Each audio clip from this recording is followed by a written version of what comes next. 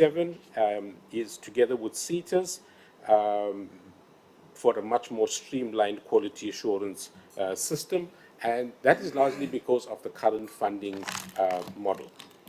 The outcomes and indicators that we have chosen for 23 and 24 were formulated, Chair, to respond to the outcomes and interventions of the National Development Plan, the MTSF, the NPP set, the ERSS, and all of the other imperatives in the country. And our focus, and I want to make this point, is that we focus on the quality of expanded provisioning. So, we have these documents, the NDP, the MTSF, which predict or want to achieve a certain number of students in different kind of institutions. Ours is on focusing on how do we ensure that those numbers actually get quality. And that's a big drive for the QCTO as part of its mandate. Again, we want to respond to the just energy transition plans that the government has in place to respond to the green economy, the hydrogen economy, etc. A big focus of our share has been on the TVET and CET colleges. It has been one of the major focus areas for the year under review. We have conducted our capacitation initiatives at all of our TVET and CET colleges to enable them to offer the new occupational qualifications. Chair, this is just a pictorial of the national imperatives I spoke about, the targets, how we relate to the medium-term strategic framework, especially priority 3, the white paper, expanded access, but the second point for us is very critical, quality provisioning and a renewed focus on TVETs and CETs as institutions of choice. That was one of the drivers for the OQSF being developed, and I'll allude to that just now. And then we want the PSET system that is responsive. Chair, in terms of the NSDP, I just want to indicate that there was an issue around quality assurance functions that needed to be streamlined. That's a core of what we are trying to achieve. The quality assurance conducted by CETAs and NAM will be integrated into the QCTO. Now, obviously, that has not happened, again, due to the funding and hence the Vision 2027 arrangement. The NSDP does make provision for the QCTO funding model to be reviewed. We have aligned ourselves very closely with the strategic plan of the department for the 5-year period, and then also with the economic reconstruction and recovery plan. Now, Chair, on the last one, that's the lens through which we prioritize the skills programs that are to be developed. In terms of the OQSF, I'm not going to go through the slide. I think it covers what we said, except to say that preceding the publication of the OQSF, the Minister determined the sub-framework that comprised the National Qualifications Framework in December 2020. Now, Chair, I think it'll be important for me to just highlight that one, because I think some of the comments alluded to the issue of qualifications and the challenges are linked to that. In terms of Determination 2020, all pre-2009 qualifications, or they were called historical or legacy qualifications, had to be, or the last registration date was 2023, June, and the last enrollment date was June 2024. The issue is that the QCTO has been working together with the CETAs since the publication of that gazette in order to realign all the pre-2009 qualifications that are necessary into occupational qualifications. However, as is the norm, it's only at the D date when June 2024 approached that it then, you get a mass inflow of qualifications, and then we had to go back to the minister and say, please issue a directive, and 374 qualifications were identified. Obviously, with all of the work done, the 374 still did not include some qualifications that the CETAs still, or their sectors still determine that are required. And that's the challenges we're having currently in terms of the legal matters and developing those qualifications.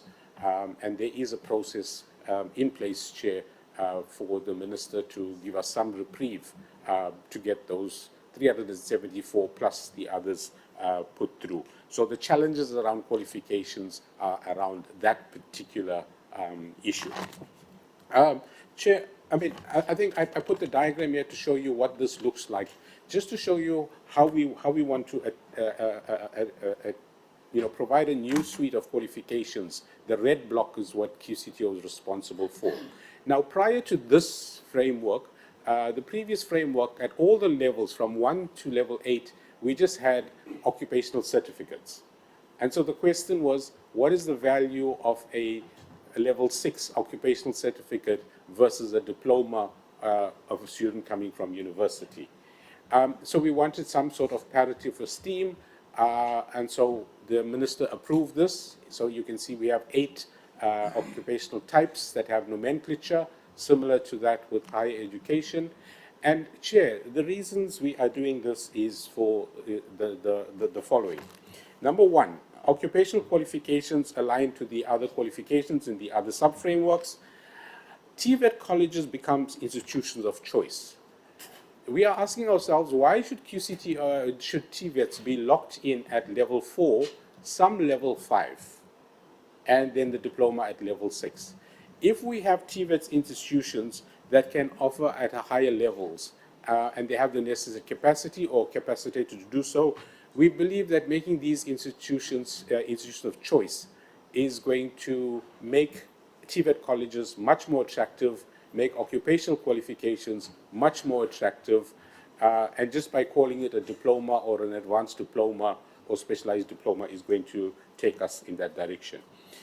We're also hoping that it will help us to address the issue of articulation, both vertically, diagonally, as well as horizontally. Chair, we're also proposing that there could be universities of higher education, or especially our universities of technologies, that could offer qualifications at levels 6, 7, and 8 on the OQSF. And most importantly, we have included the trades in the qualifications. Now, previously, Chair, trades did not feature anywhere on the NQF. They were kept on a separate register. So again, to make occupational trades attractive, they now find a house or a home for themselves on the framework. We also believe that this could help in some way to resolve the NCV qualification issue, as well as possibly the DBE 3-stream model. We follow a coordinated curriculum development using industry. It's very flexible, allows students from TVET into the system. We provide for qualifications, part qualifications, and skills programs. And then the fourth bullet, Chair, is where the system is having a challenge, that we've introduced external integrated summative assessments called the ISA, and that was in response to the white paper, which asked for a much more nationalized assessment system.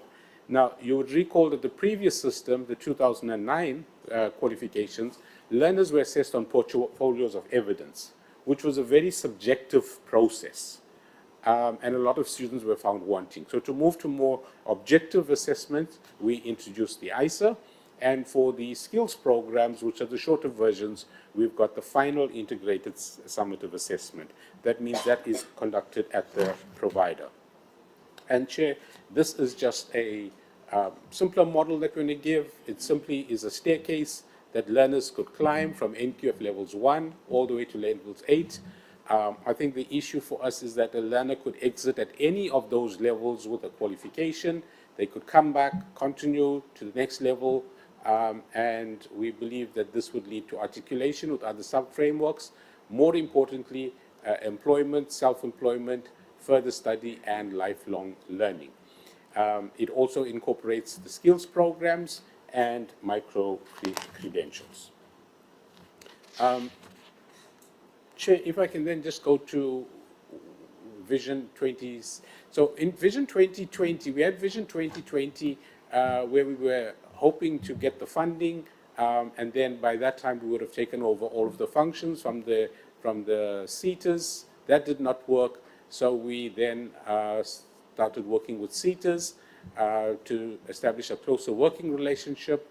and to provide an enabling environment for seaters to relinquish their former ETQA functions and structures. Now, Chair, in terms of the Vision 2027, this is where we are sitting at. I think I missed one important slide, Chair, if I could just go back. This was one of the issues that we were asked to respond to specifically. What happened to the QCTO business case? So the QCTO business case, as we've been reporting, has never been approved. It is now subsumed in terms of the 1% of the CETA grant. But I want to submit here that even if the 1% is approved, it will still be insufficient for the QCTO to take over all of the functions if you look at what budgets are allocated to the CETAs compared to QCTO. What we are envisaging is that any increase in the QCTO allocation will be used to strengthen our quality assurance ecosystem. And you would recall I spoke about a risk-based strategy. We will be able to strengthen that risk-based strategy. So we were only able to meet the third milestone, and that's the diagram that I just prematurely put up. And so we are working together with CETAs. We have service level agreements with them. And such decision was taken in 2019 after protracted deliberation between the DHET CETAs and the QCTO. And then the CETAs are also requested to have a line item for quality assurance in their budgets. That, Chair, just indicates where we are in terms of where we were planning to be from 2011 to where we are. So in 2021, the red block, you will see QCTO. We set the quality assurance and the policy, and the quality partners, which are our CETAs, they conduct the activities. The functional form is both QCTO and service level agreement model, and the funding source, obviously QCTO funds aspects of it, and the CETAs fund the other aspects of it. And this simplifies the model. I'm going to just jump to the slide to show you what we mean by simplification. So the execution of the activity is the CETA, and the responsibility for quality assurance is the QCTO. Now that involves all 5 areas of QCTO's work, which is qualification, development, accreditation, quality assurance, assessment, and certification.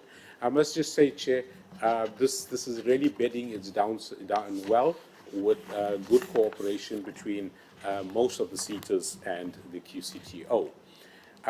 This is just to say that, you know, there is a legal basis for this, that the QCTO, in terms of the Skills Development Act, can request the CETA to perform any function delegated to it by QCTO. So it's in terms of that we do that, and in terms of that the fact that CETA still receive their quality assurance funds. Chair, our vision and our mission has not changed too much, or has not changed at all, I should say. So I'm not going to spend too much of time on that one. Our outcomes over measuring performance over 5 years has been these 3 outcomes: maintaining a single and national quality assured quality framework that promotes synergy, simplification, and effectiveness. And you will hear the words resonating with the NPP, with the department's strategic plan. Ensuring the development and quality assurance of occupational qualifications that are responsive to labour market and developmental state initiatives. And then obviously QCTO needs to be a learning organization because of the nature of the market that it serves. Now, Chair, I'm not going to go through all of the targets. I've just drawn up summaries. And the chairperson did not take the opportunity to brag that we did receive our 8th consecutive clean audit with 92% targets achieved. And the only 2 targets, Chair, that were not achieved were in Program 1, which is rather unfortunate that it's in administration. So the 2 targets that were not met was Master Systems Plan developed and implemented. Now here, Chair, it was because of a cancellation of the tender for the business process re-engineering and automation. We just did not receive, enough requests for when we requested for quotations for the specialized IT software. But I'm pleased to indicate to the House that that tender has now been awarded, And then it was 1.3, which was just one marketing and communication strategy, which was around capacitating staff. That was not achieved, but we did complete that in the first quarter. Very unfortunate. Otherwise, we would have definitely had 100% on our targets. Chair, I'm not going to go through these slides. These are the indicators in detail, and if there are questions, I'll take that. I'll just highlight the ones we have not achieved, as I've done already. In Program 2, Chair, and the DDG, Higher Education has alluded to some of this, that we've had 132 occupational qualifications in the reporting period, resulting in 118 occupational qualifications now registered. Now, Chair, while we celebrate that, on the other hand, we are not as happy with the uptake of those occupational qualifications. Industry said they wanted them. We developed them, but the uptake is not. But you will see that there is an uptake, but we do not believe where it is supposed to be. 17 skills programs, bringing it up to about 275 right now. We had to deregister historical qualifications. 100% achievement on the assessment. And now, yet, Chair, I want to make a case in point. If you look at it for the year under review, 208 versus 111 in the previous year. That's an increase of 88%. That shows us that there's an uptake in the occupational qualifications. 100% quality partners assured. Those are our seaters plus one professional body. For the occupational qualifications, 4,900 issued compared to 2,451. And then in terms of the other certificates, the pre-2009, 22,304 as compared to 21568. And then in terms of verification, you can see verification is also picking up drastically, 19,000. Now, Chair, yeah, I would say that QCTO has a turnaround time of 1 day on its certificate verification services. So I'll go through these slides very quickly.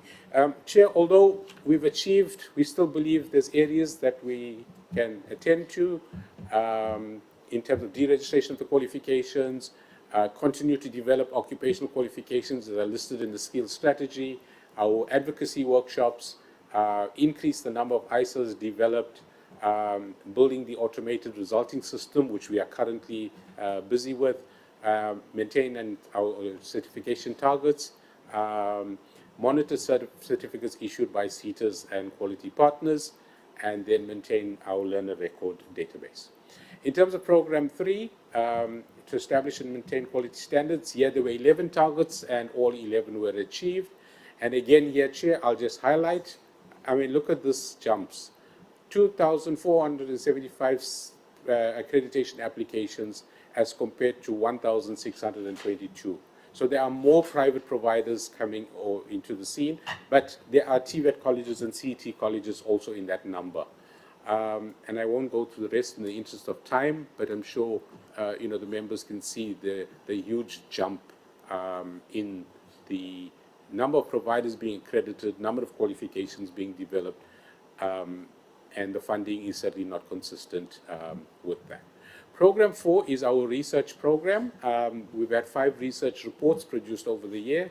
Those are the 5 reports listed there, and a research bulletin was published. In terms of HR, Chair, we've had no disciplinary actions. We've had 10 resignations, well, actually 8 resignations and 2 due to ill health. And unfortunately, 4 of the resignations were from within finance and SCM. That's our equity targets and employment equity status. We are really trying to attack this so that we do get to the targets that are required, but I think we are doing fairly well at this point in time in terms of the breakdown. The top is female, total 52. And we didn't put the totals at the bottom for the male. Sorry about that, Chair. Our staff vacancy rates, Chair, as I said, our approved structure is 247, but we can only fund 126 posts that we have.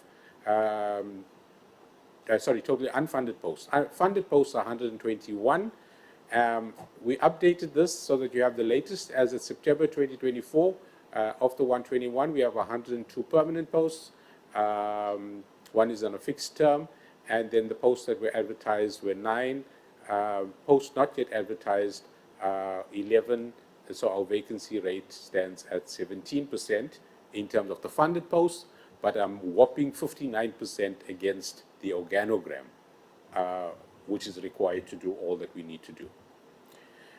All right, Chair, I'm going to hand over very quickly to the CFO. I'll control the slides. You can talk from there if you want to. Thank you, CEO.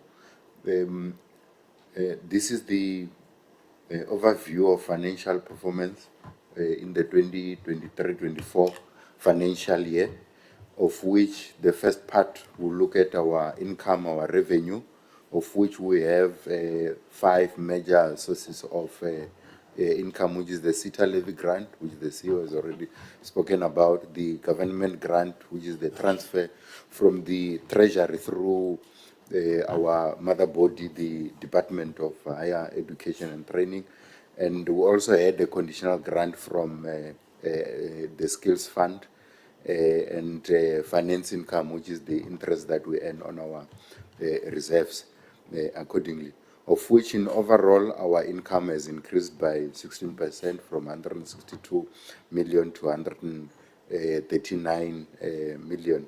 And I think this increase should be viewed with the issues that we have had in the previous financial years, the issues of reduction in grants and the issues of the rebates that were given to the industry with regards to the levy grants, etc., which then resulted in us having lesser income in the previous financial years and is beginning to recover in the current financial year. And our expenditure, likewise, in overall, we had 153.6 million in the 2023-24 financial year compared to 136 in the previous financial year accordingly. The next slide deals with the financial position. In the olden days, it used to be called balance sheet, where we look at our assets and liabilities in particular, of which there is no much movement here, except to highlight the movements mainly on our current non-current assets, which are your office furnitures and equipment that on a year-on-year basis they depreciate downwards and facing reduction, of which should also indicate that our furniture is quite old, majority of it more than 10 years old, and the process is in place to replace some of those unusable items. And on the liabilities, no much movement. We only have current liabilities, normal items that relates to the day-to-day operational suppliers or creditors, and the third parties that get paid on the 7th of each month, of which bulk of our current liabilities will relate to those, and the leave liabilities accordingly. And we had an accounting surplus, I think, of 9 million rands, which we have already applied for the rollover from the National Treasury, and it has been approved accordingly, of which majority of it relates to commitments on programs that had already been committed to be utilized in the new financial year. And there is a portion which will be included as part of the deposit towards the purchase of the building that the process is underway. And I think we were specifically requested to present progress on our office building as well, of which the process is underway. We have commenced, I think, as back as 2019, because there are a lot of PFA compliance requirements that needed to be fulfilled, some of them including the approvals from the executive authority and the approval from the National Treasury, which took a while. However, we have jumped all those hurdles and obtained adequate and sufficient approvals, of which currently we have done a tender because we don't have enough money to purchase the building outright. However, we will finance 60 million, part of it through a bond, which has already been approved by National Treasury in May this year, and we went out on a tender to secure a financial institution to finance that part of the bond, of which the tender process has been advertised and went through all the tender committees, and in the next 2 weeks is going through the executive committee for final approval, since the amounts are quite high and above the CEO's delegations. And at the same time, we are renegotiating the offer to purchase with the owners of the buildings, because the initial offer to purchase, which was given in 2019, has already expired, but the processes are underway between ourselves and them to enter into a new offer to purchase. And our target is that before the end of the financial year, all the processes should be finalized and the building should be registered in the name of QCTO. The audit outcomes, as indicated earlier on,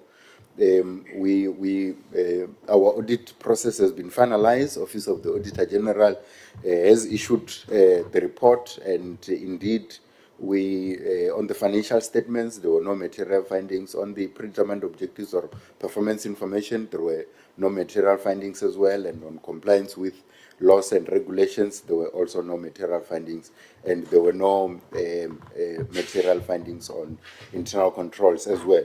And that means we have received our 8th consecutive clean audit as an entity.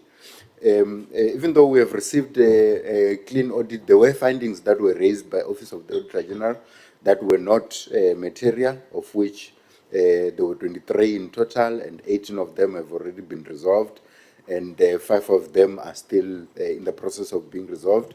And on the next slide, this is the progress on our audit action plan, indicating all the 5 findings that are still underway, of which I will not go through them in detail, underway, and the timelines as to when do we anticipate to finalize the processes on each finding accordingly. And just one finding which has been raised by Auditor General, which we felt it's important to highlight it, is the issue of the fruitless and wasteful expenditure of 16.4 million, sorry, not million, 16.4 thousand, or 16,410 rands that we had to disclose in our annual report as required by the prescripts. Here, what actually happened is that we had an official who used to be who used to work for QCTO before, who had access to the bank accounts, including the corporate credit card, of which when they left the organization, mandates were sent to the bank to remove them from our banking accounts. Unfortunately, there was an error where in one of the accounts, which was the corporate credit card, they were not removed accordingly. And when they were not removed, when that former employee was activating something called tap to pay on their cell phone, unfortunately that linked his tap to pay to the QCTO corporate credit card, which resulted in his personal expenses running on our bank account, of which when we were doing our monthly reconciliation, that error was detected, and the former employee was informed, and he did indicate that he was investigating something fishy which was going wrong on his bank account, that for the past month or so he has not been seeing his balances changing, but he has been utilizing his accounts, and he immediately paid the funds. But as an organization, we felt that we should not take the words either from the bank or from the official as is. We instituted an internal investigation for our internal auditors to relook at our bank accounts for the past 3 financial years at least, to ascertain that there were no any other similar instances where the personal transactions of the official appear on our bank statements, of which the auditors have done that investigation, and they indeed confirmed that the transactions that were identified as 16,410 were the only ones that related to that, and the matter was closed. Unfortunately, even though the funds have been recovered, it is required that we have to disclose the fruitless expenditure incurred and recovered on our annual report accordingly. And that's all about it. Thank you so much, CEO and Chairperson.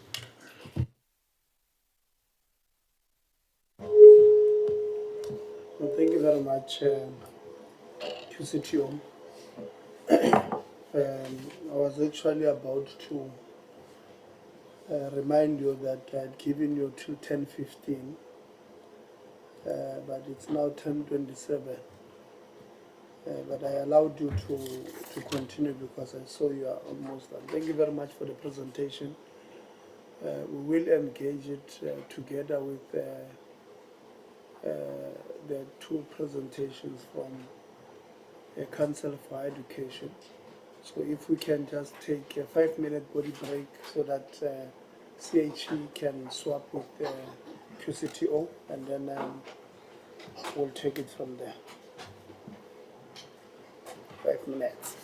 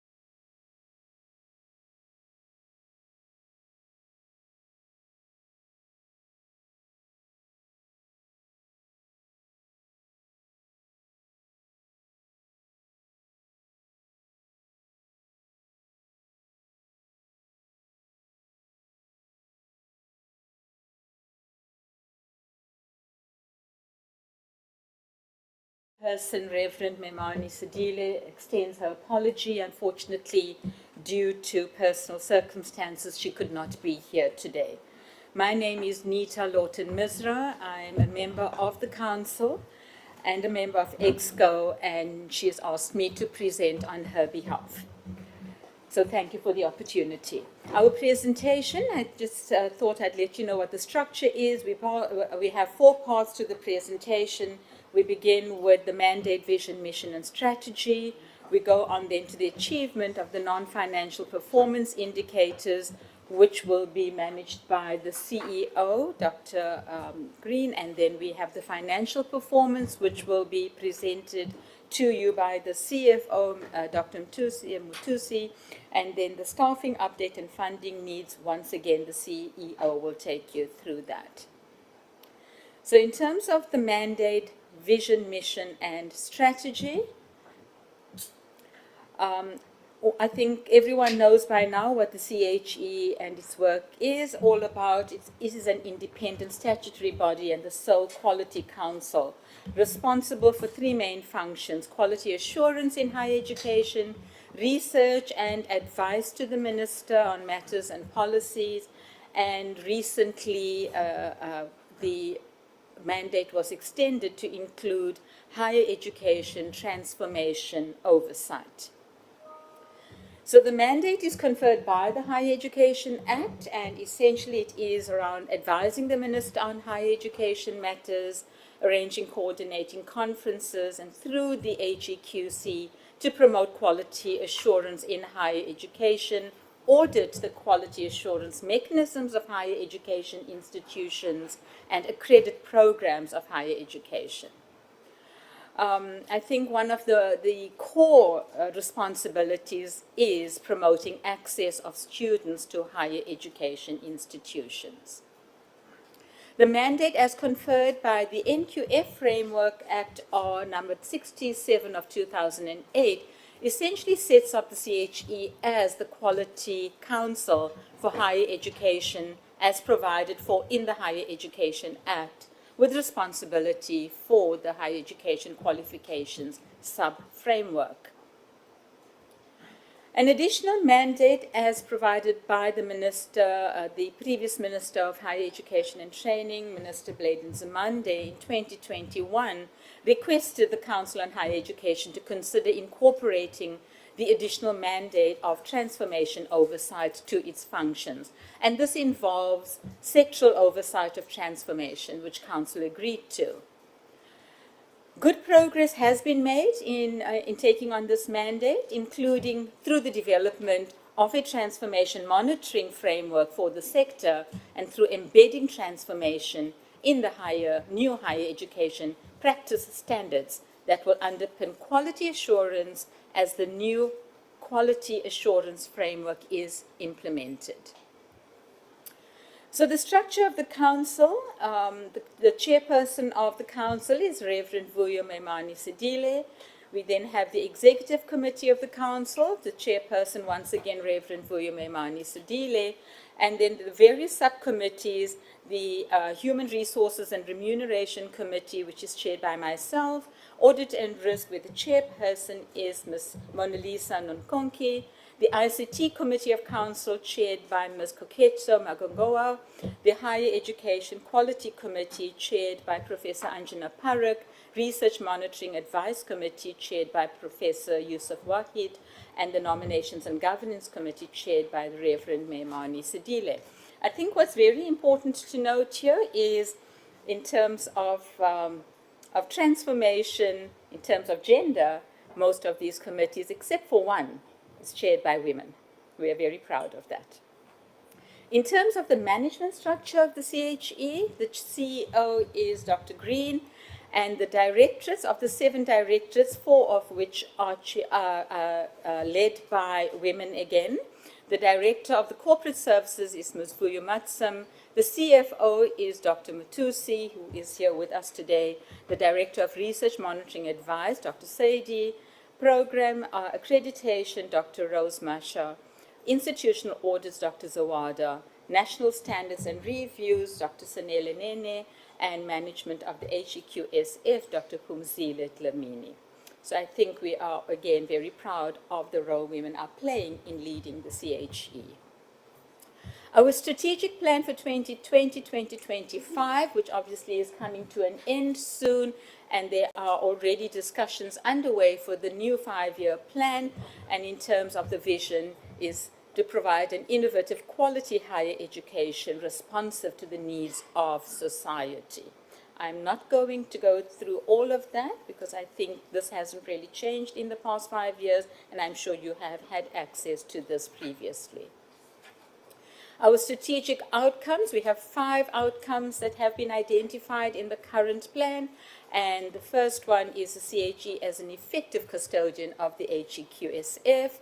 The second one is comprehensive and coherent quality assurance system for the higher education sector. Outcome 3 is reputable center of intellectual discourse, knowledge generation, and advice on higher education. Outcome 4, governance, compliance, and risk management. And the fifth outcome is providing a sustainable, responsive, and dynamic organization. We also then have the realization of those 5 strategic outcomes through our 4 implementation programs.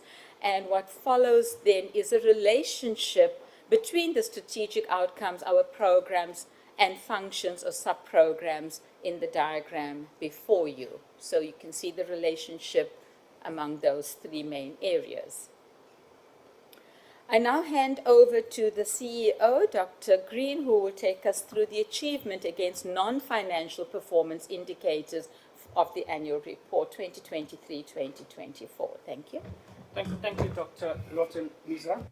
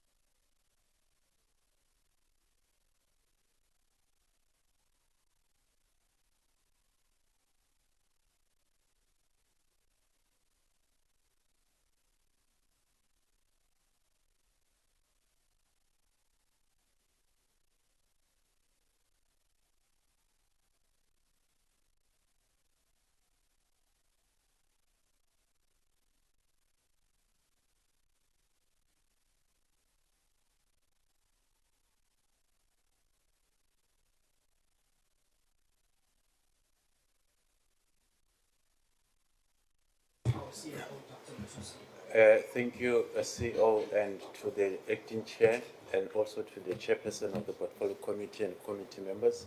I'll quickly take you through the finance presentation, which is mostly trying to depict the budget vis-a-vis the revenue that was received for the year under review.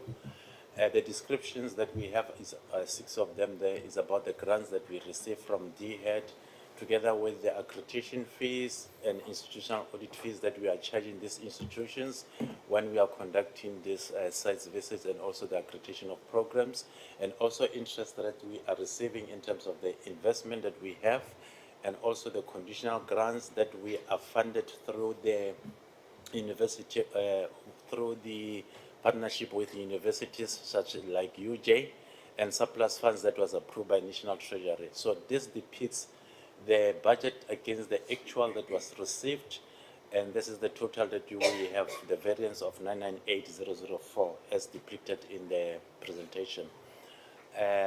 What I want to highlight and emphasize is that besides the grants, even though we are talking about the funds that are not sufficient enough, internally we are trying to at least have some funds that are being received from CHE, which is the accreditation fees and institutional audits.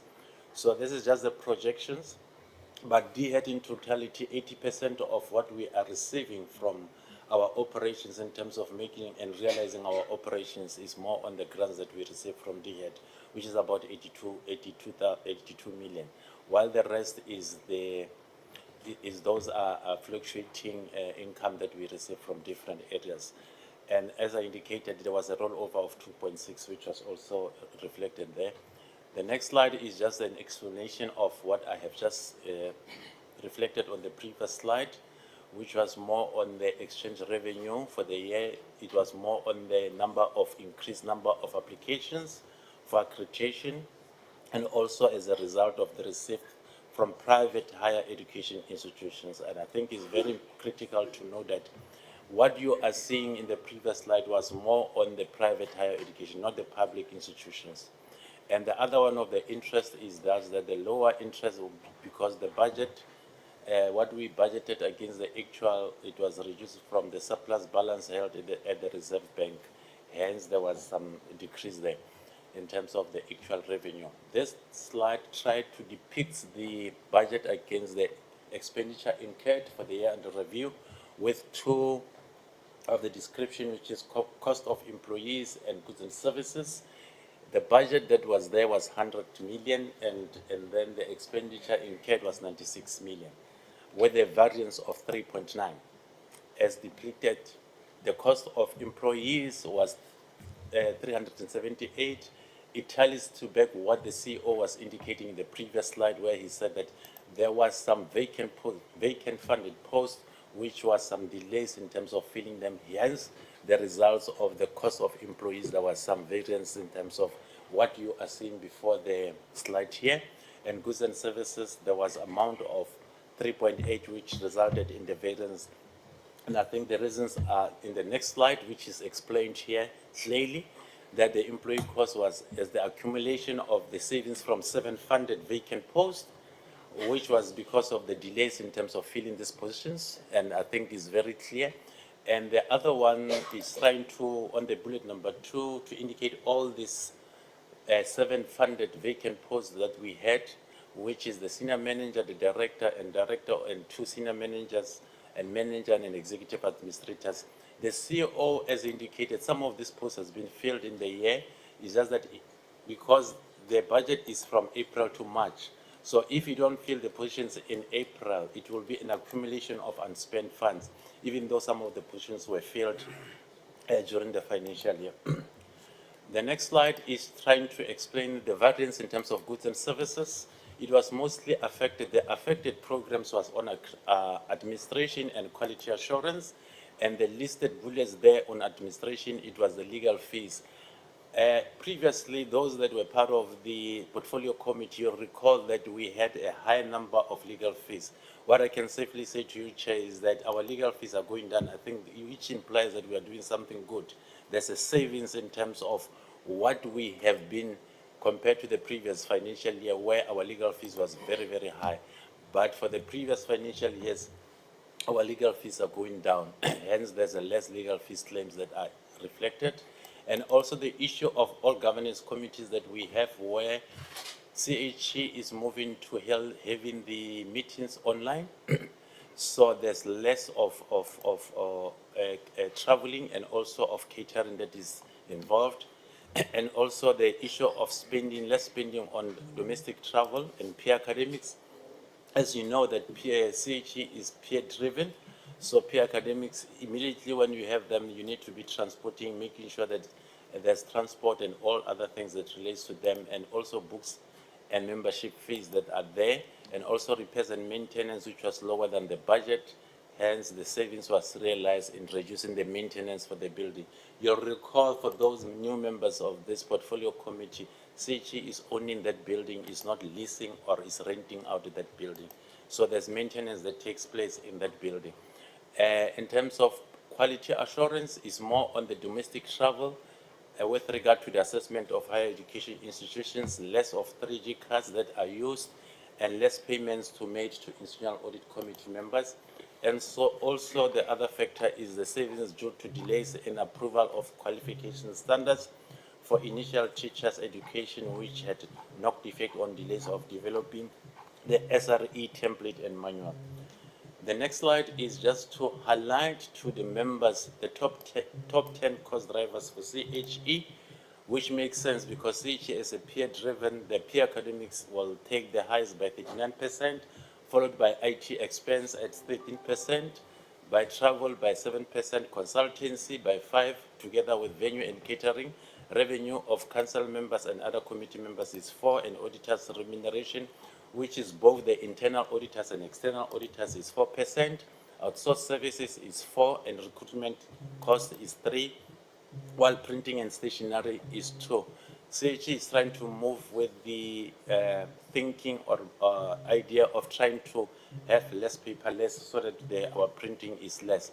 Previously in CHE, we were printing more of the research projects, but now what we are trying to do is to try to publish our research documents through our intranet and try to reduce the printing side of it so that more funding for printing can be allocated to other GL codes that are very critical for us to do our work with the little that we have.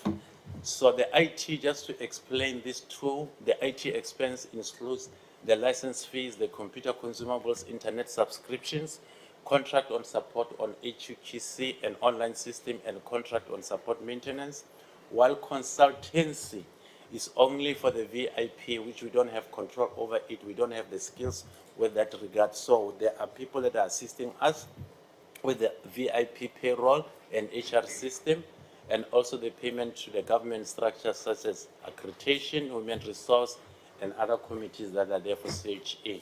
In terms of the irregular and fruitful and wasteful expenditure that was incurred, we had about this number of 104, and it was a note, and it was audited by the Auditor General. It was note number 24, which relates to the late payment of SARS. I will explain what happened there. And also the flight and accommodation cost of 17,000 incurred for the cancellation of the training that was supposed to take place for one of our employees.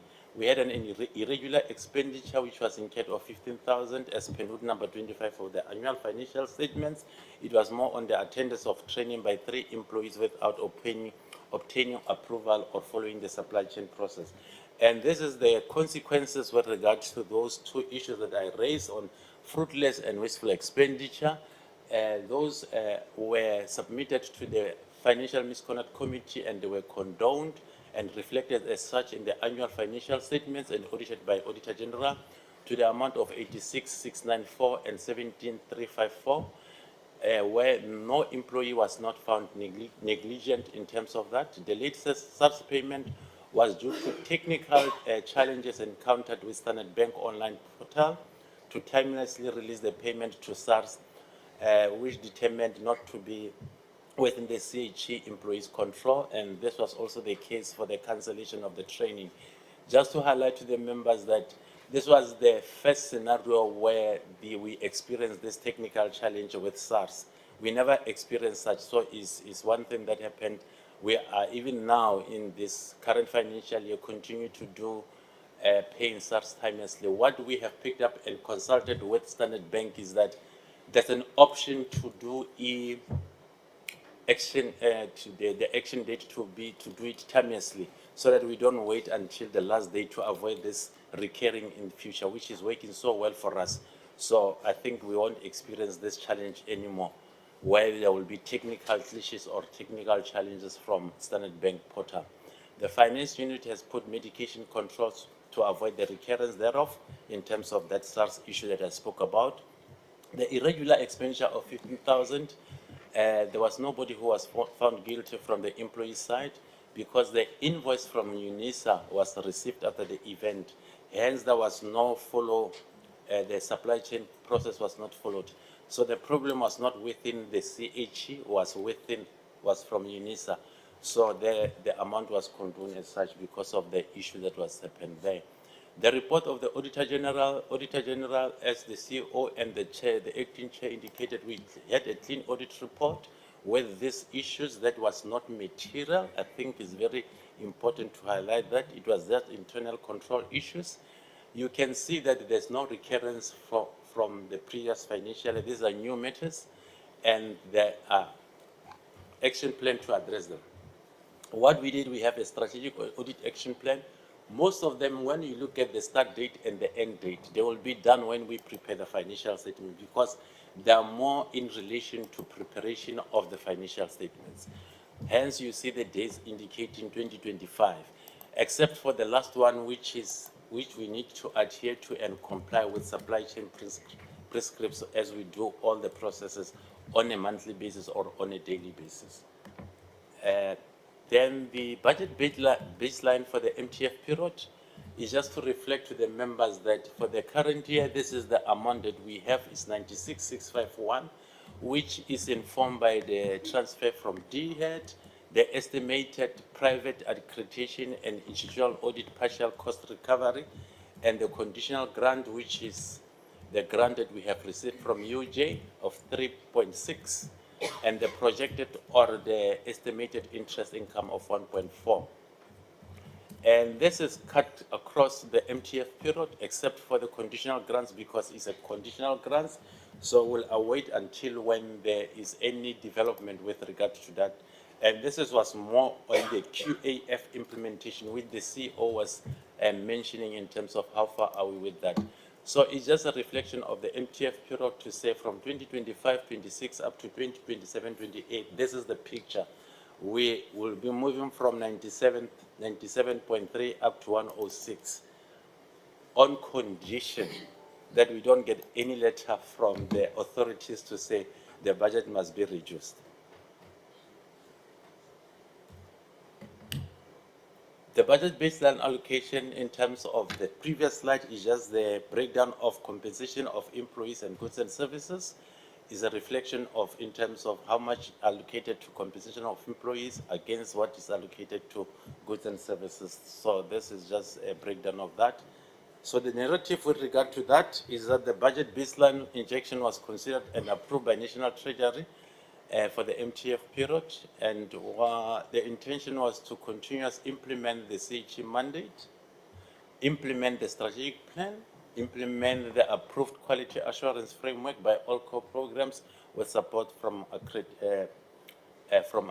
program administration.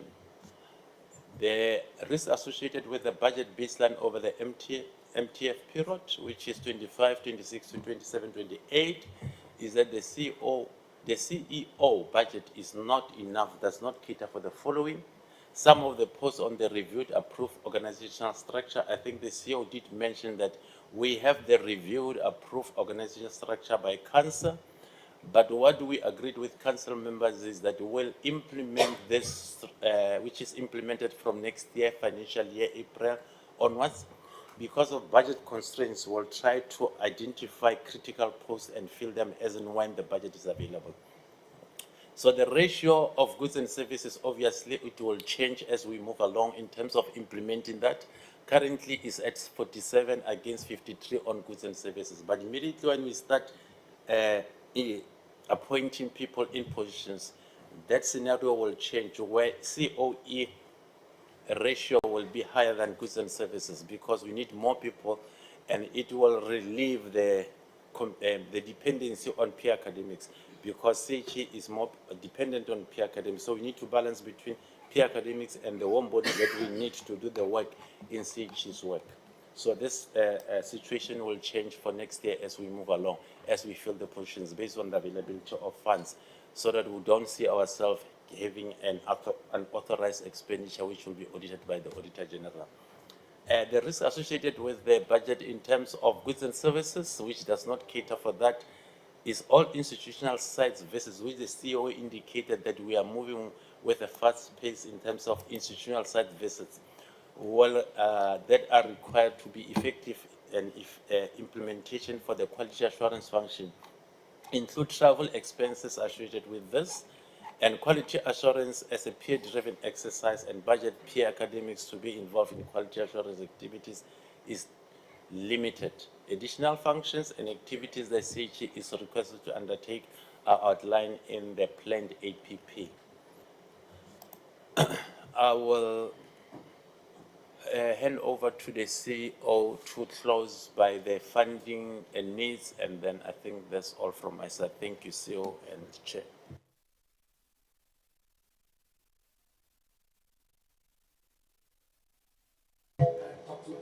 CEO, you're supposed to press where we want to put you on record. Apologies. Was the fact that over the last 3 years, the CHE has not encountered any new legal challenges. No new legal cases, no contestation on the CHE outcomes. The last one was in relation to EduCo matters in 2021. But that's it for now. We've been able to manage that space, I think, really, really well, which means we have significant savings in terms of legal fees. Having said that, our budget is under severe constraint. And this is due to a range of factors. The CHE's work has grown over time. So there's a growing mandate and a growing scope of work. The growing scope of work largely relates to an expanding higher education sector. So the sector is much bigger than in the earlier years of the CHE. Private higher education is growing rapidly.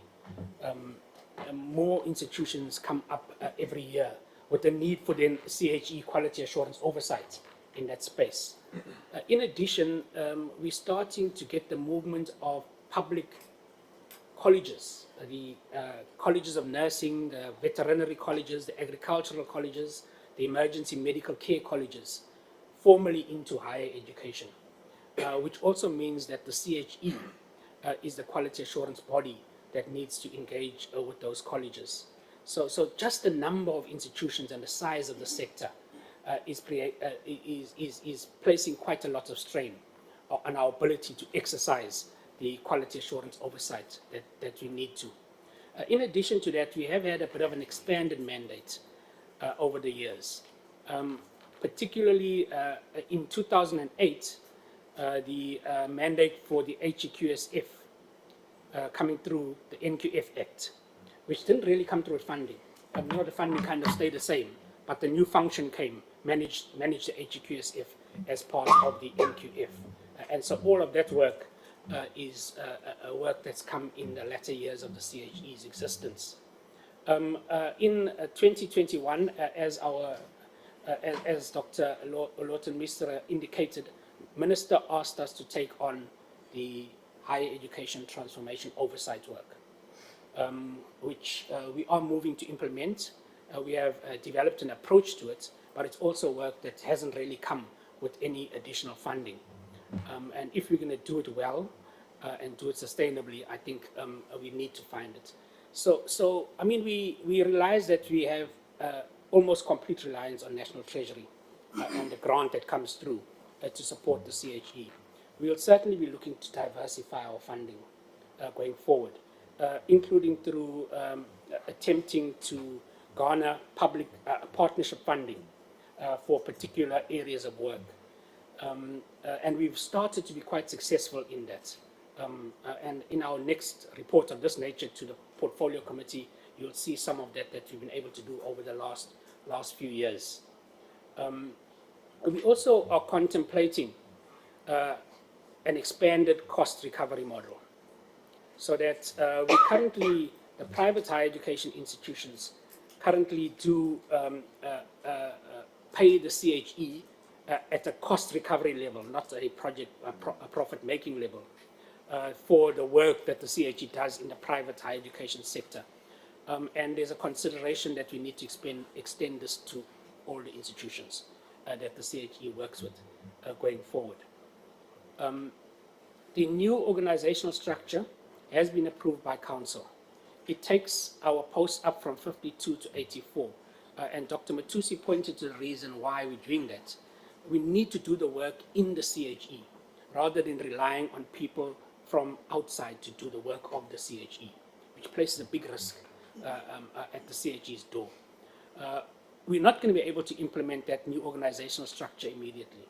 We're going to have to take incremental steps as we're able to increase the budget. But certainly a new organizational structure is a critical need. If we don't have the staff in place, it does lead to process delays. We can't turn around accreditation applications at the rate that we'd like to. We can't undertake an exercise like institutional audits in a fixed period. It will be as budget allows and as people allow. So therefore, additional funding is critical to enable the CHE to carry out this increased scope and scale of work, to transition into a digital organization. We have to move away from paper-based quality assurance processes to digital processes, digitize accreditation from start point to end point to make it more efficient and to make turnaround times much easier, feedback loops to institutions much more effective. And we need to be implementing a fit-for-purpose organizational structure. Thank you, Chairperson. I think that's the end of our presentation. No, thank you very much, Council for Higher Education. How long is the presentation on the remuneration of?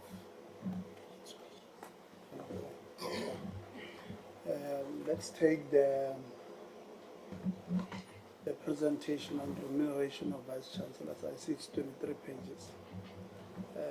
Let's take that one so that when we engage all the presentations at once. Dr. Misa, is that you starting? Okay.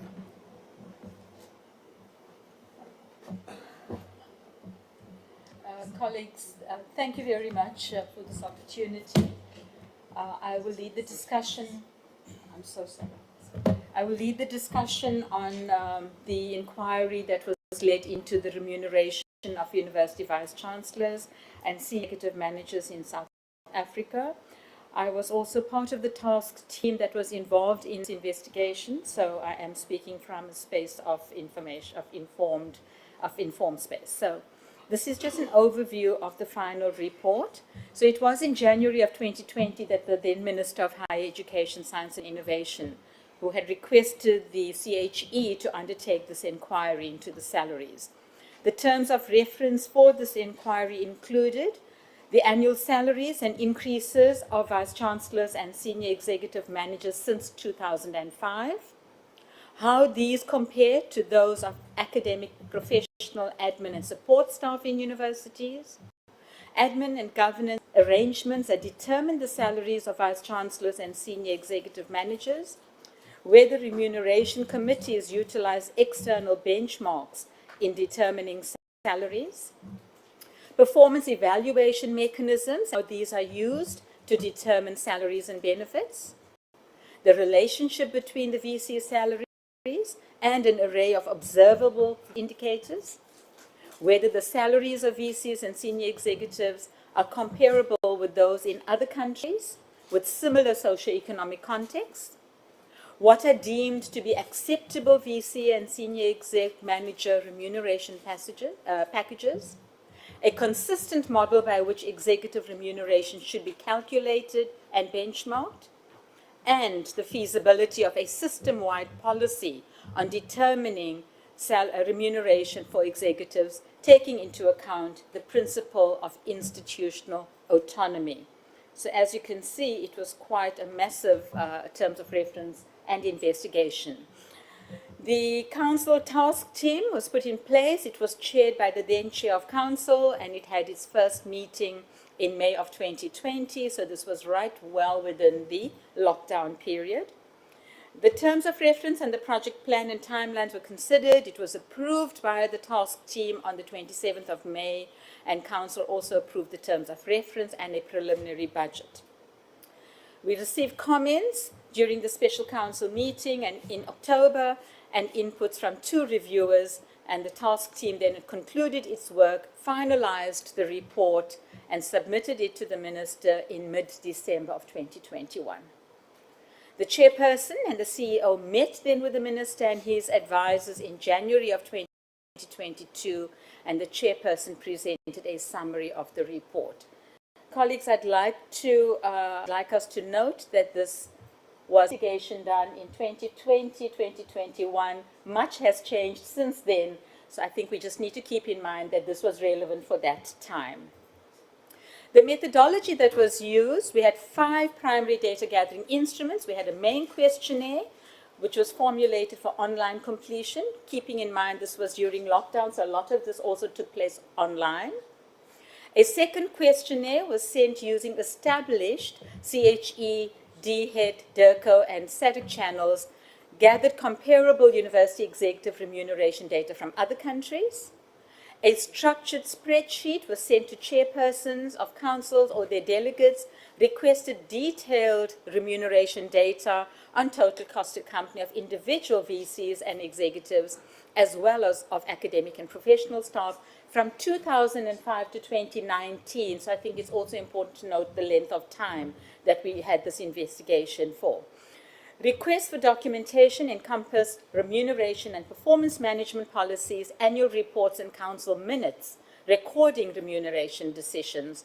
And then we had interviews with chairpersons and accompanying university staff, which again were conducted online, which focused on issues arising from submitted data and documentation, as well as on broader issues. There were certain limitations to the inquiry, and these included the bulk of remuneration data was self-reported. That means it was supplied by the universities themselves. Wherever possible, all such data was subjected to stringent checking, comparison, and verification using DHET data, annual report data, and statistical testing, as well as information supplied in university documentation and through interviews with university councils, chairpersons, and staff. The inquiry focused on the public university sector and did not consider the private higher education institutions or TVET and CET colleges.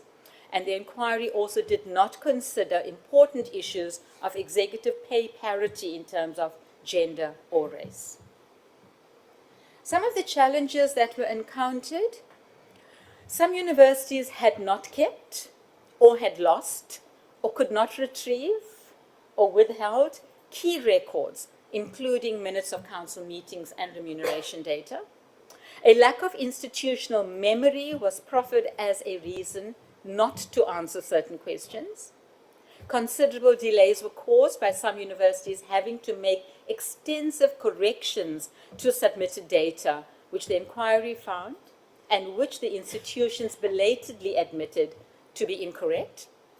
Instances of poor institutional governance and management and lax financial practices were unearthed at a number of institutions, often involving large financial payments to executives, sometimes repeatedly and over a period of several years, without such payments following established financial and accounting processes and channels.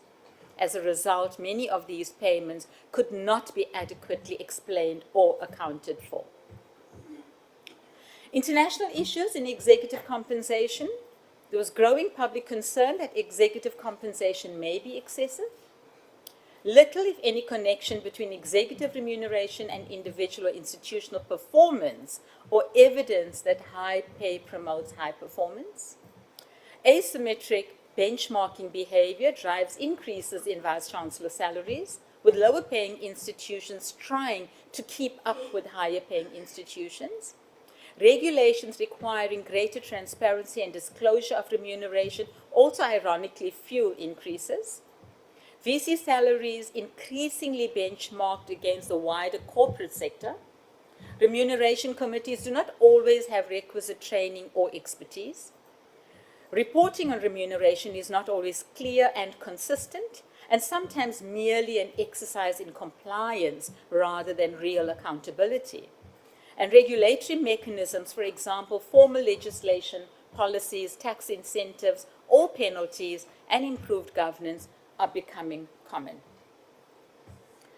Remuneration policies and practices. At most universities, VCs and senior executive remuneration packages are determined by a relatively small group of individuals in the form of a remuneration committee, whose deliberations are not always disclosed to the full council.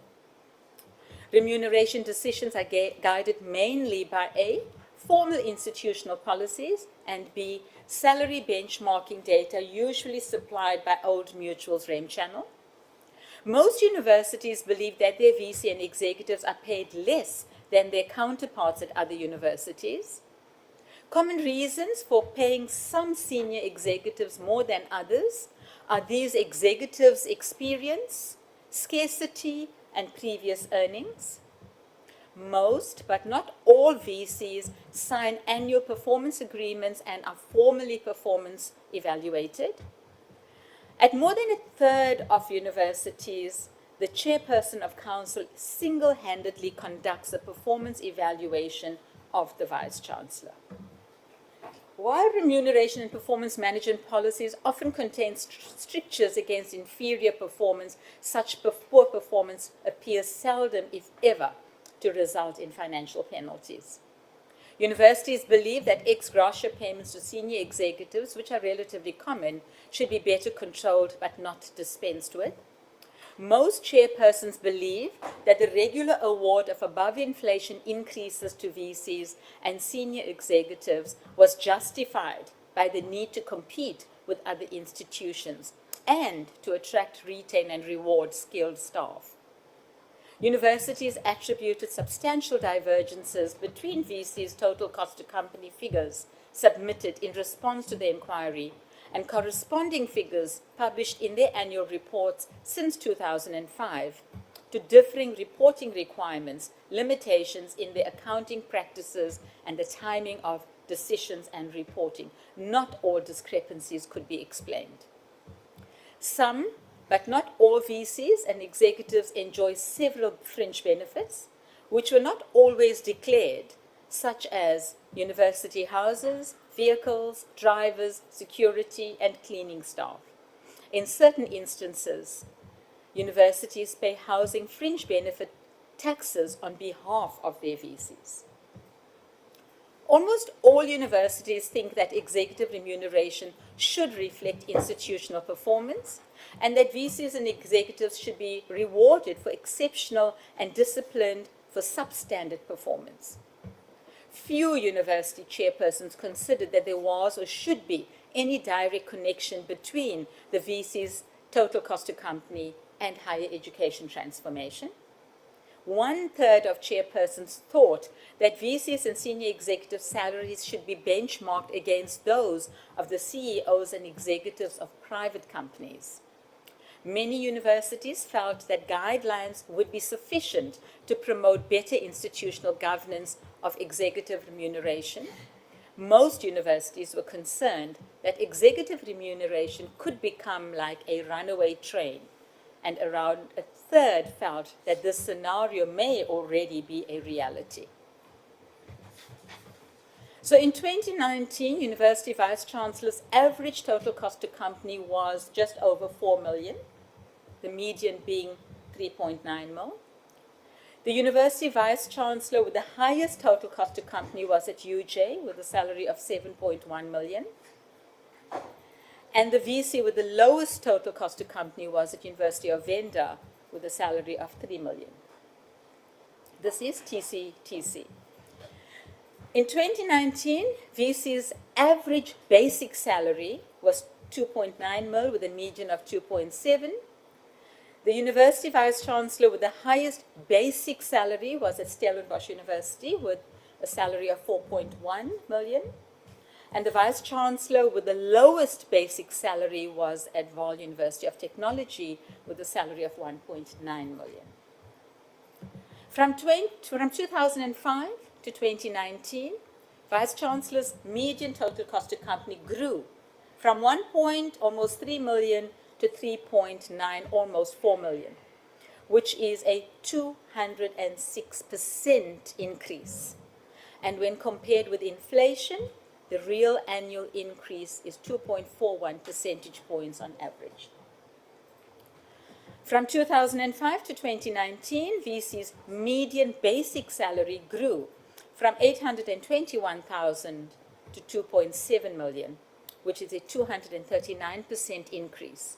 And when compared with inflation, the real annual increase is 3 percentage points on average. Vice-Chancellors have thus been receiving real increases over these years. And this is a graphic illustration from highest to lowest of total cost to company in 2019. With UJ at the top with 7 million and right at the bottom University of Venda with 3 million. And one is able to see at a glance the difference in salaries.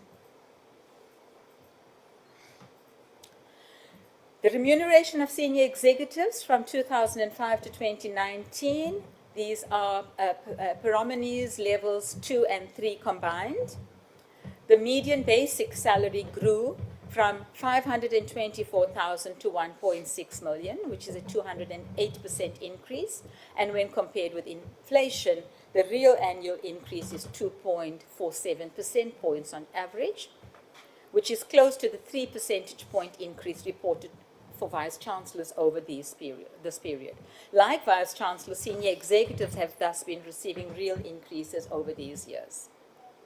There are significant differences, variations, and fluctuations within and between universities in the number of Paromenies 2 and Paromenies 3 senior executive posts, and a substantial proliferation of new job titles in each category since 2005.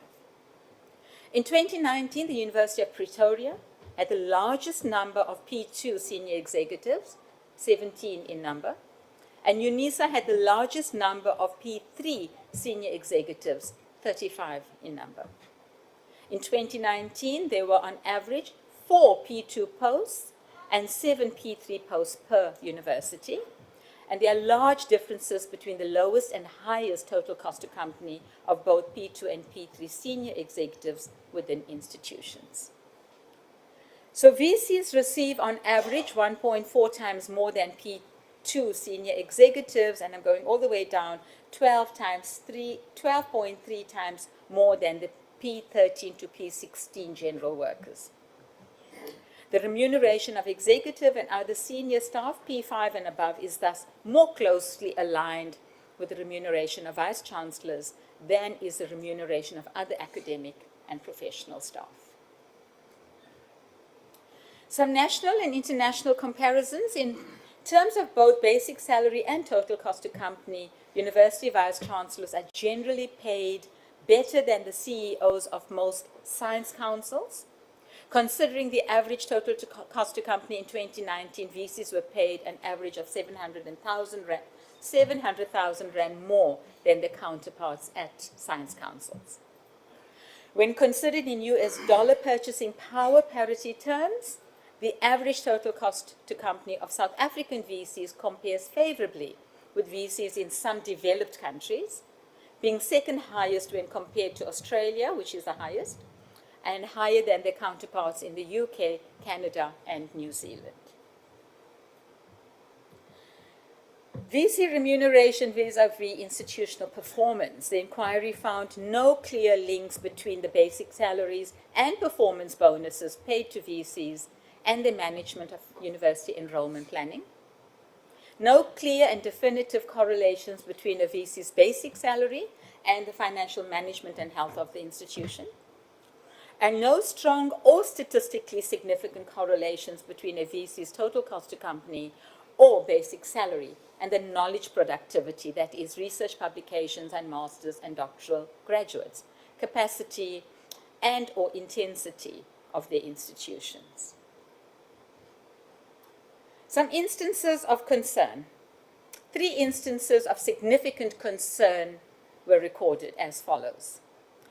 The University of Johannesburg kept no records of decisions regarding and failed to report annually or properly account for large payments paid for performance bonuses, deferred compensation, and other incentives and benefits paid to a former Vice-Chancellor over a period of several years.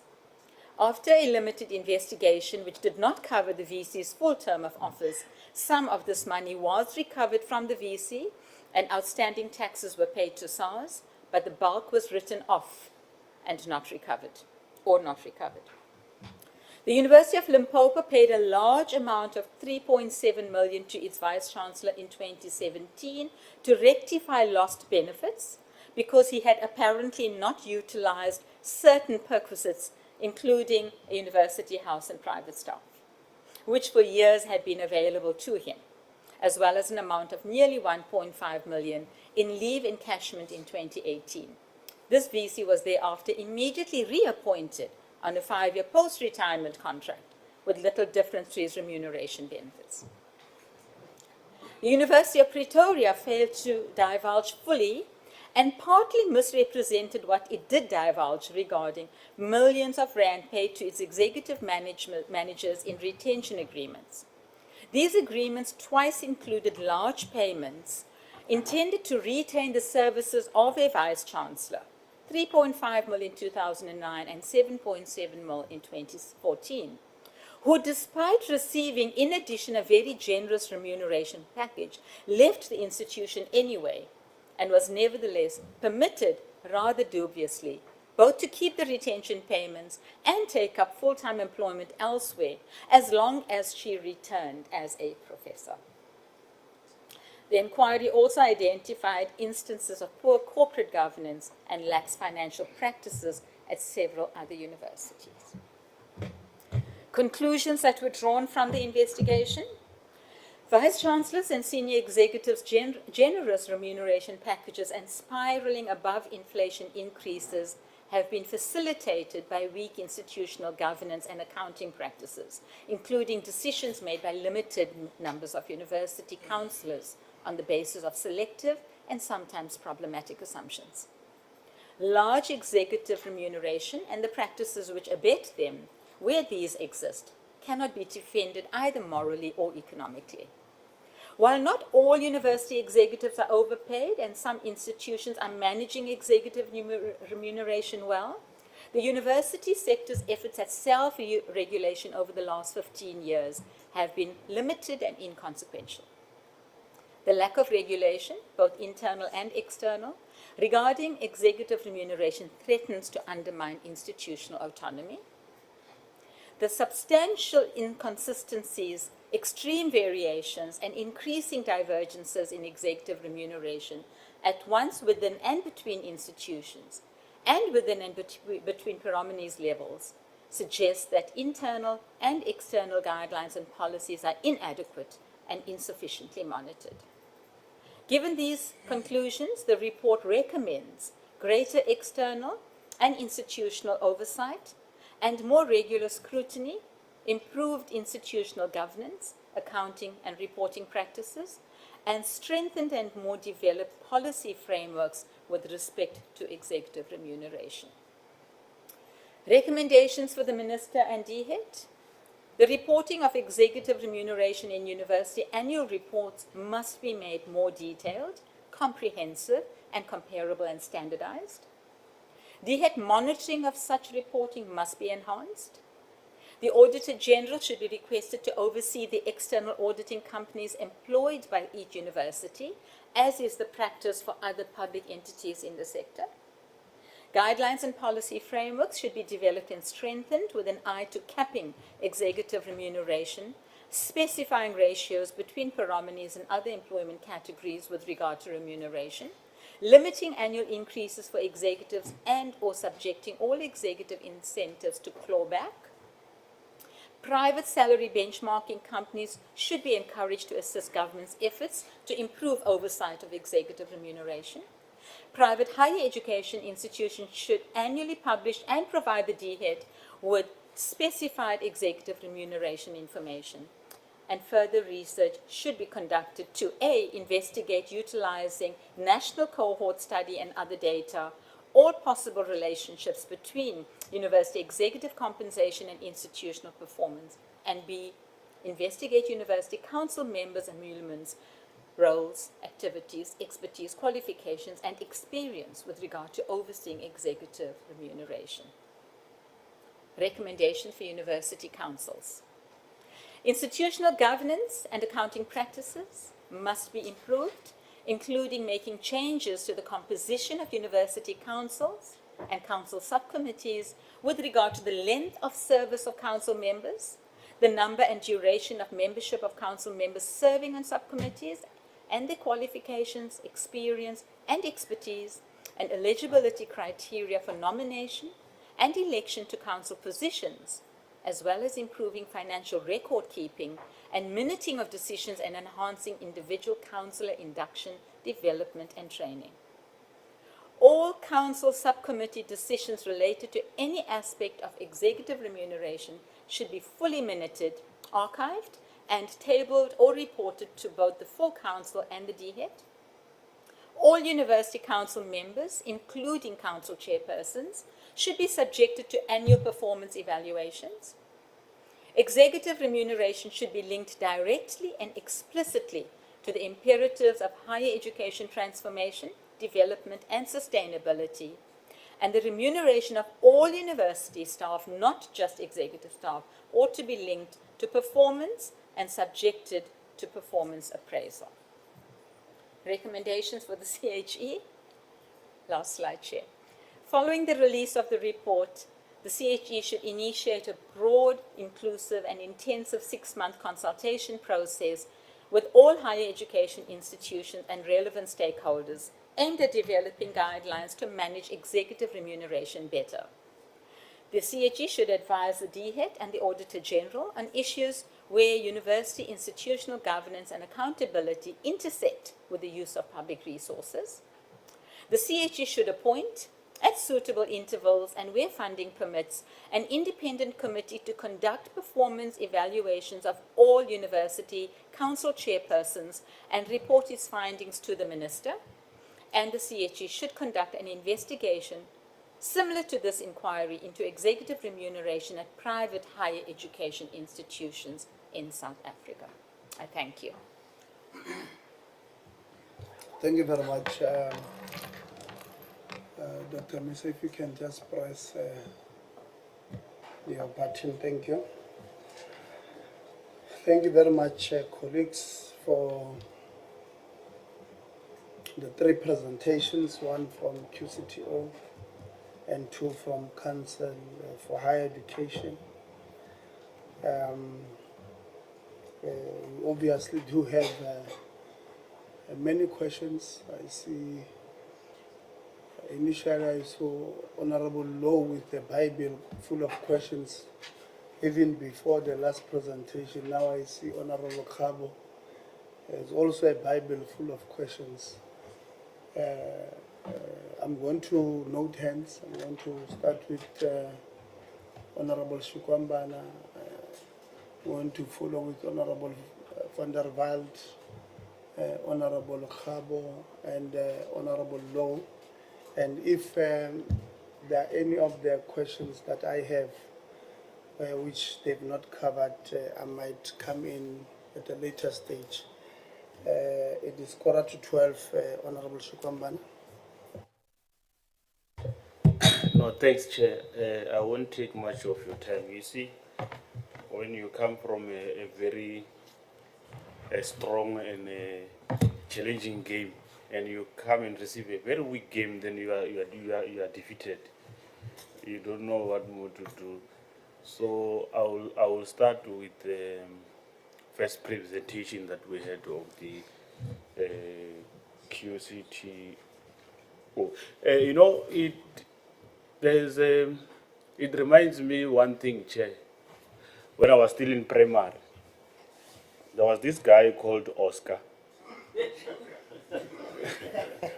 You see, Honorable Shukambang, yesterday you gave us another name, today it's another one. And we know that where you come from in Limpopo, those names don't exist. So Oscar was a very brilliant guy.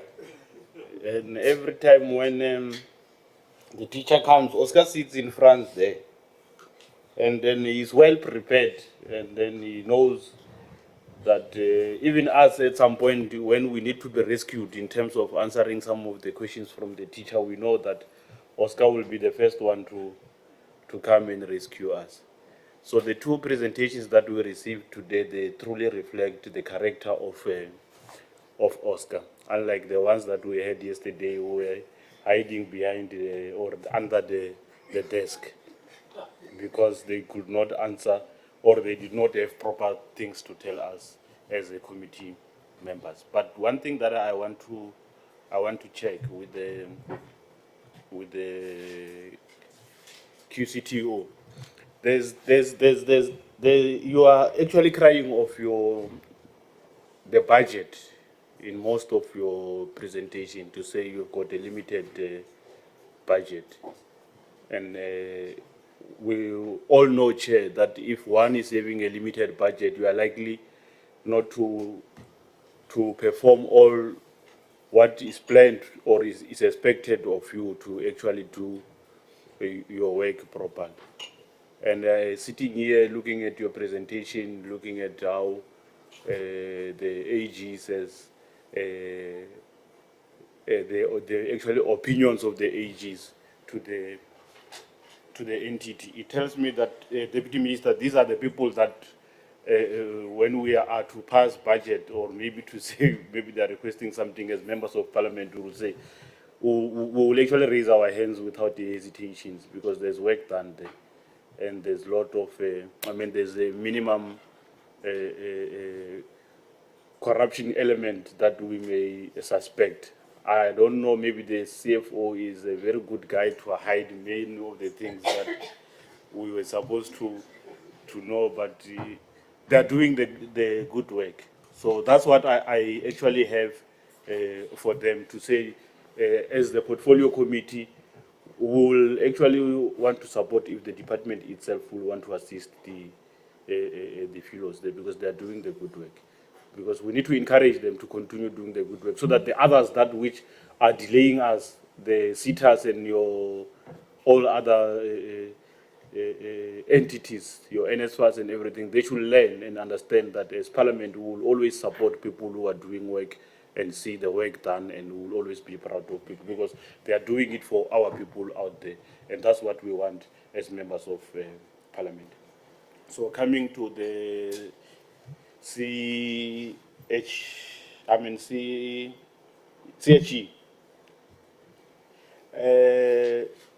I will start with the issue of irregular expenditure.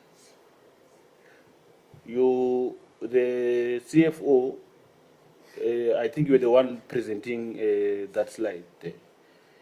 You made mention of at least 15,000 incurred during the financial year relating to the attendance of training by some of the staff without obtaining approval and also without following the proper processes of the supply chains. You said something there about them as to, I just want you to actually come back because I lost some of your words there. I don't understand whether you're saying what happened to these fellows, because according to me, these fellows committed a misconduct.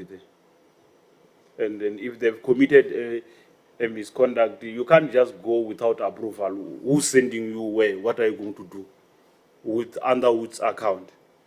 Because someone need to account for that. So can you please clarify us there to say what happened to these people really? Are we still having them? What's happening? I just want to find clarity from that fact from you. And again, you come and speak to us that you've got close to 4.3 million underspent cash, which you will also have to return it to the treasurer. But also you are requesting that at least it must be given back to you, because you are experiencing some of the budget challenges. But I just want to understand, you underspend, and you know that you've got serious problems of a budget.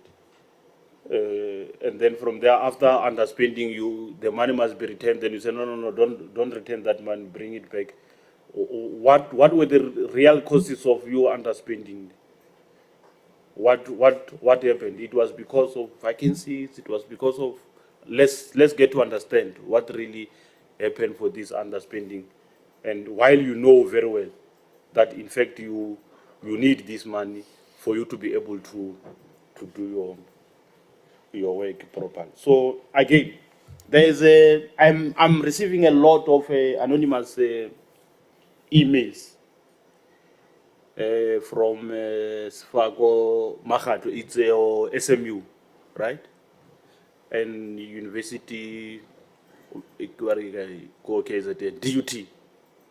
yes, with the serious issues of governance concerns. And then these issues, the way they are presented, they actually risk that the two institutions at some point may be placed under administration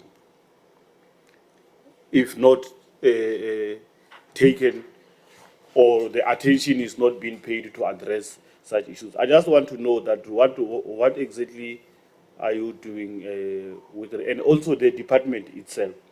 I also want to understand, because there's a serious governance issues in SMU, as well as DUT. And not so long, Minister or Deputy Minister, you will be forced to place these institutions under administration. And people who are causing these things are council members.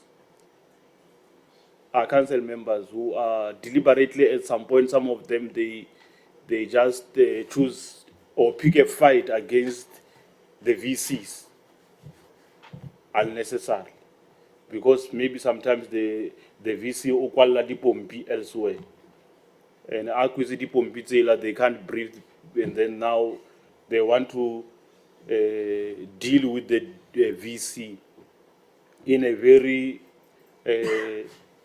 bad way, or not following the procedure in terms of dealing with the VC. And they are also influencing the student leadership and bringing them into these fights that which they are fighting for. Because these council members in these institutions, they are fighting for nothing but with no tenders, because they are doing business with the universities.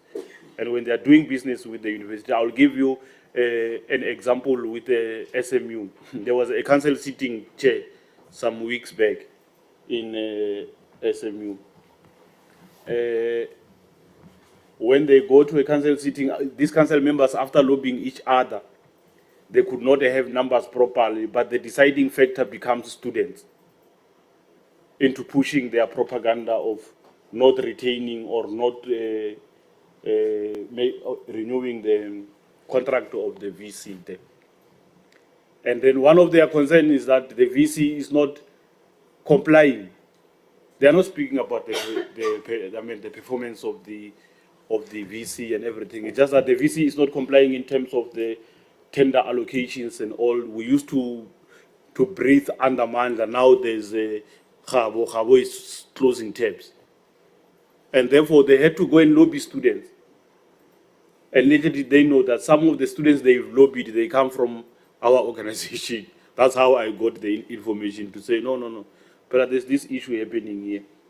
And these people are, and then when they lobby students, they don't just come and lobby students, they're using money, these council members.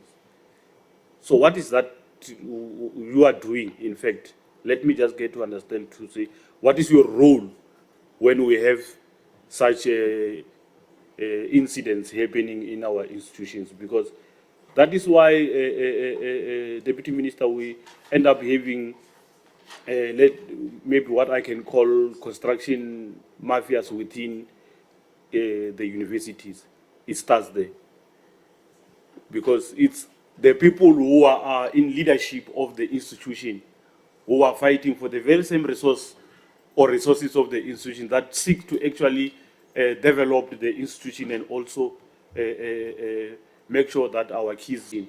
But there it tends to be a fight amongst tenders between the council members, the executive, and everyone involved in that institution. So those are the two things or a few things that I wanted to raise, Chair. But to also want to understand to say, what is your role? How are you going to assist these universities, specific these two? It's not like these are the only two universities that are going through what I've just mentioned. There are many of them. But these are specific because I have received direct emails complaining to say, but how can you assist us because we are under attack, and not so long these universities will be forced to be taken under administration. And you know, administration is not proper. It means you can't manage your own affairs as the council and also as the university itself. Thank you very much, Chair. Thank you very much, Honorable Shikombana. It's 11:57. I thought you said you are not going to be long. I was long. No, I'm saying it's 11:57 now. Honorable van der Walt, you are also not going to be long. Yeah, somewhere there. Chair, thank you. My sincere apology for arriving late. I think the first thing I wanted to mention on the clean audit of the HQCF, if I'm correct. QC, yeah. I can't read my own handwriting here. I just wanted to say it's great to see clean audits year after year, but there were such minor wrongs that it's so easy to correct. And I think one should really get that out of the way because they're not major issues. And then I'm very much worried about this whole remuneration thing because if you look at one of the slides where all the varsities' salaries or remuneration packages were shown, we've had universities, and I think we must acknowledge where the money comes from in the first place, is that some of those under administration or being investigated are very high up on the list. And that should be a concern when bonuses or whatever package there is, stuff that everybody doesn't know about, all the perks, as we would say. But I really, Chairperson, would like to say, I mean, in government, we normally ask when we look at budgets, what is the percentage total of this remuneration in the total budget of that university or institution? And specifically to these positions that we'd mentioned, but also the overall remuneration or salary allowances for all the staff. And I think there you can see what the balances are, right or wrong, because you can't have a 70%, going to remuneration, salaries and perks. I think also, I'm no expert on saying what must be the basis, but if you just look across government, you would find that, for example, in local government, municipalities are graded. You get graded by your income, your total population, as an example. Was that ever taken into consideration in some sort of a grading system as a basis from which one can depart? And then I'm also very keen to see why we say that private institutions of higher education must declare, the earnings. Because surely, if it's private, like in our basic education, we are interested in the curriculum and the accreditation, whether it will be acceptable, etc. Because no matter what we say, there are some private institutions that get much better results and get people placed in the work environment. So I just, I find it quite an imbalance that the report it's there, but it's very vague I think we would like to see a more definite thing on how do we have a basis to depart from. Thank you, Chair. I knew you are not going to take long. Honorable Khabu, I know you are going to take long.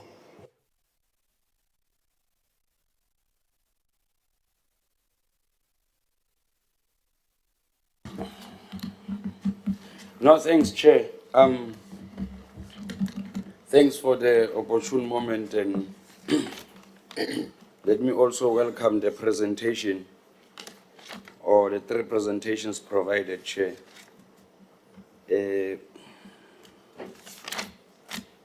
As for other issues related to prophecy, I'll be unable to comment on them in terms of the time allocated, but I'll try to be straight to the point, Chair.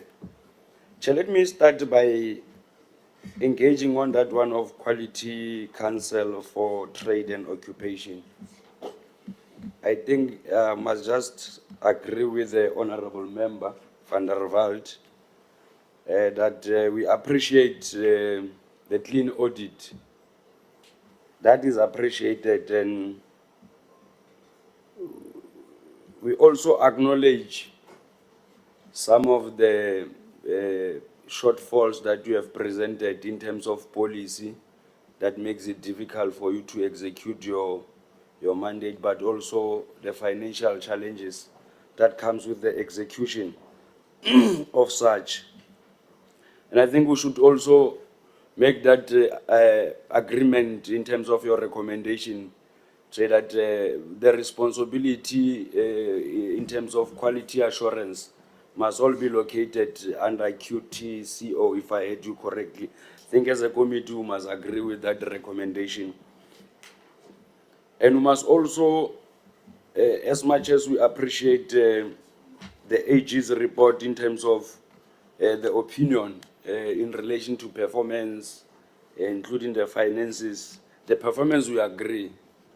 Here and there we don't agree in terms of the finances. And I fully agree with the Honorable Member that there is a lot that we could have done for us to clean the smaller or the outstanding 1 or 2 aspects that made it difficult. The consecutive clean audit has been appreciated, Chair. But probably just to bring something to your attention, like I said, 2 critical things: the fact that you're able to comply with legislation and there are internal control systems in place. It's a reaffirmation that there is capacity in the department or within general population that is able to advance our interests as South Africans. And in fact, it's one of the entities, Chair, that we should lobby, including the finance department of higher education and training and its top management. Probably should agree on a session where they must go and benchmark in your entity. Because what you are doing is totally the opposite of what they are doing. And looking at your age group, the understanding should be that your experience in terms of good governance should be one. But it's unfortunate with others who are not enjoying the same. 1 or 2 things, Chair. 2 outer previous financial year, including the current financial year, and this is one of the things I believe you should be able to clarify. And I agree with Honorable Shikwamban in terms of your budget constraints. In the current financial year, you have underspent 9.2 million. Yes, it's 6%, but it's 9.2 million. In the previous financial year, it was 3.3 million. Yet again, you are arguing the issues of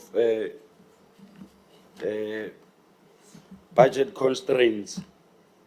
And we would probably want to get clarity as to what informs this continuous behavior of not spending when we know that you've got a great appetite to spend money.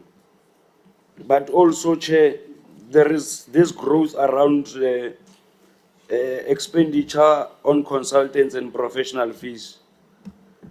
I like asking this question of professional fees and consultants, especially aligning it with the capacity. Does it mean that internally you don't have capacity to do some of the work?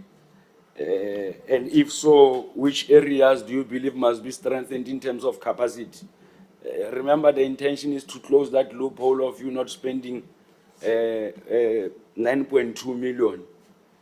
So if you can clarify that part. But like I said, we agree that the quality assurance must be given that responsibility.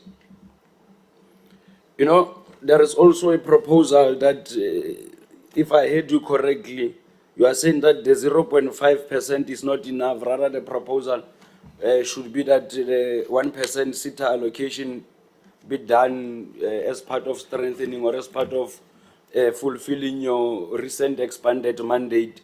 And given your way of spending, Chair, I think that will not be really a problem. I would want to agree with that, provided that part of that 1% will also incorporate you know, extending your understanding of good governance, not only to the department, including to the 21 sitters. As in when we're increasing your budget, we're also increasing your mandate, so that you should have those sessions with the leadership of the department and sitters, because when we say that it's possible for you to advance clean, good governance, it's like we are like aliens. We are coming from a different world, and yet here you are proving that these things are possible. Chair, I think also two things of critical importance, and it also speaks to the issue of capacity. Whether is it related to the vacancies that are there, both program 2 and 3, there seems to be an underspending there, and you are saying that it's related to compensation of employees. If you can get clarity on that part, but over and above, we don't have an appetite. You have generally putting us on our back foot. Because after yesterday's presentation, we thought that we'll come into today's meeting with the very same vavavoom, spitting fire. But after your presentation, it was a bit difficult. So that will be my submission in terms of your quality assurance. But if also part of your report, sometimes when you are reporting to the committee, we can expand a bit in terms of when you say that there is this skills development centers, service providers, can we get the allocation? Because remember, the intention here is to advance this thing of skills development. Now, there are other areas where we believe that the previous administrations were not giving attention to. Areas like your deep rural areas and your small dorpies. So if we can begin to make an assessment, it will also speak to our budget allocation to check as to where in your spending pattern are you reflecting a representative of South Africa, or are you demonstrating some biasness that we have seen in a lot of sitters by virtue of you coming from KZN and you think now you are a representative of KZN and you are expected to provide solutions or to respond to the problems of all South Africans. I think on that one, Chair, I'll close it on that aspect in terms of getting a clear categorization of those service providers and areas as to where are they providing those areas. But also, there is an argument that was presented in terms of critical skills not being aligned. I mean, our skills that we are finding not aligned to what we seek to achieve as a country, and as a way of addressing the issue of critical skills. If you can respond to that. I've seen you are speaking about your hydrogen arrangement, your just energy transition. That we understand it, but there is these traits that we believe that can respond to the actual day-to-day lives of our people, and those traits are mostly hijacked by foreign nationals. I mean, you get into small areas, simple things like wheel fitment. Those are traits that are now being hijacked. What is then our role in expanding? Because some of these young people, they don't want to be employed. I think you have captured me there on that one, the CEO and the chair. Let me go to this other one in 3 minutes, if not 5 minutes, Chair. This one is very short. It can't be long, this one. First and foremost, let's agree that, Chair, Council of Higher Education has a responsibility in terms of what you have presented. But you have equally presented that the minister at some point extended or expanded your scope of operation or mandate for you to zoom into or to play oversight on transformation of higher education. And I think I'm not getting you being clear. And you said that you have developed the framework. It's almost there. Yesterday we had people abusing words saying advanced. But when you look at the advance that they are referring to, it's not really responding to the performance on the ground. If you can just provide clarity on how far are you with that framework. Looking at the report that you have presented that reflects disparities, we have always argued that there is a different education for a child who comes from a black background, and there is a different education from a child who comes from a background that is more white. Get it?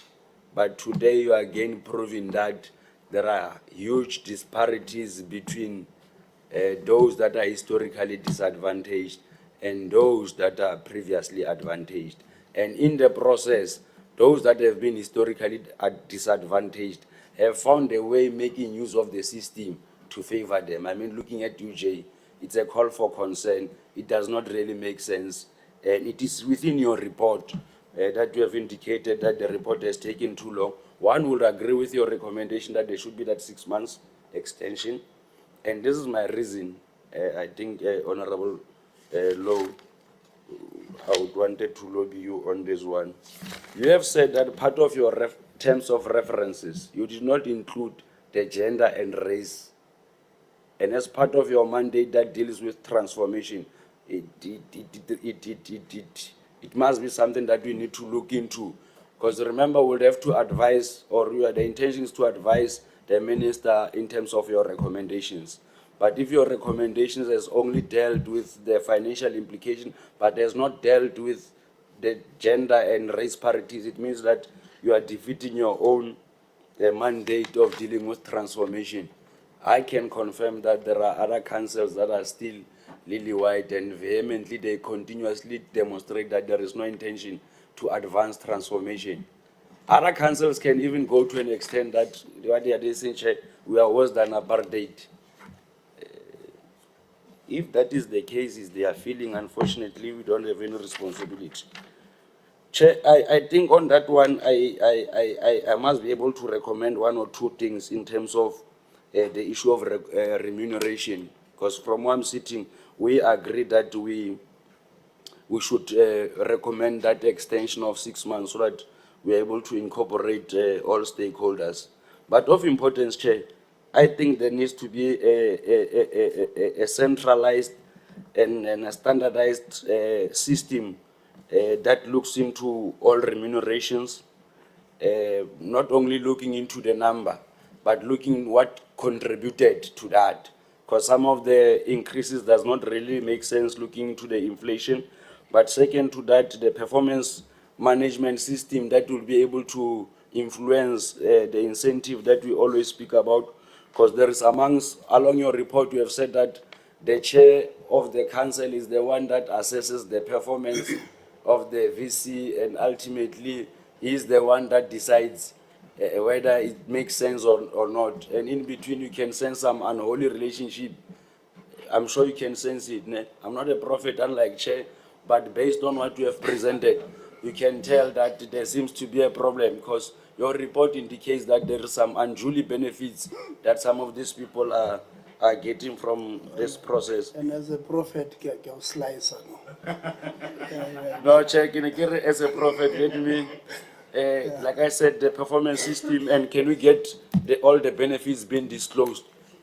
It's important for us to streamline it, because you can't have one institution benefiting from one department and yet again practicing different approaches when dealing with benefits and salaries. And with that being said, Chair, apologies for for taking long, but over and above, I think the council is on track in terms of fulfilling its mandate this year, and thank you very much. Yeah, it's 12:16.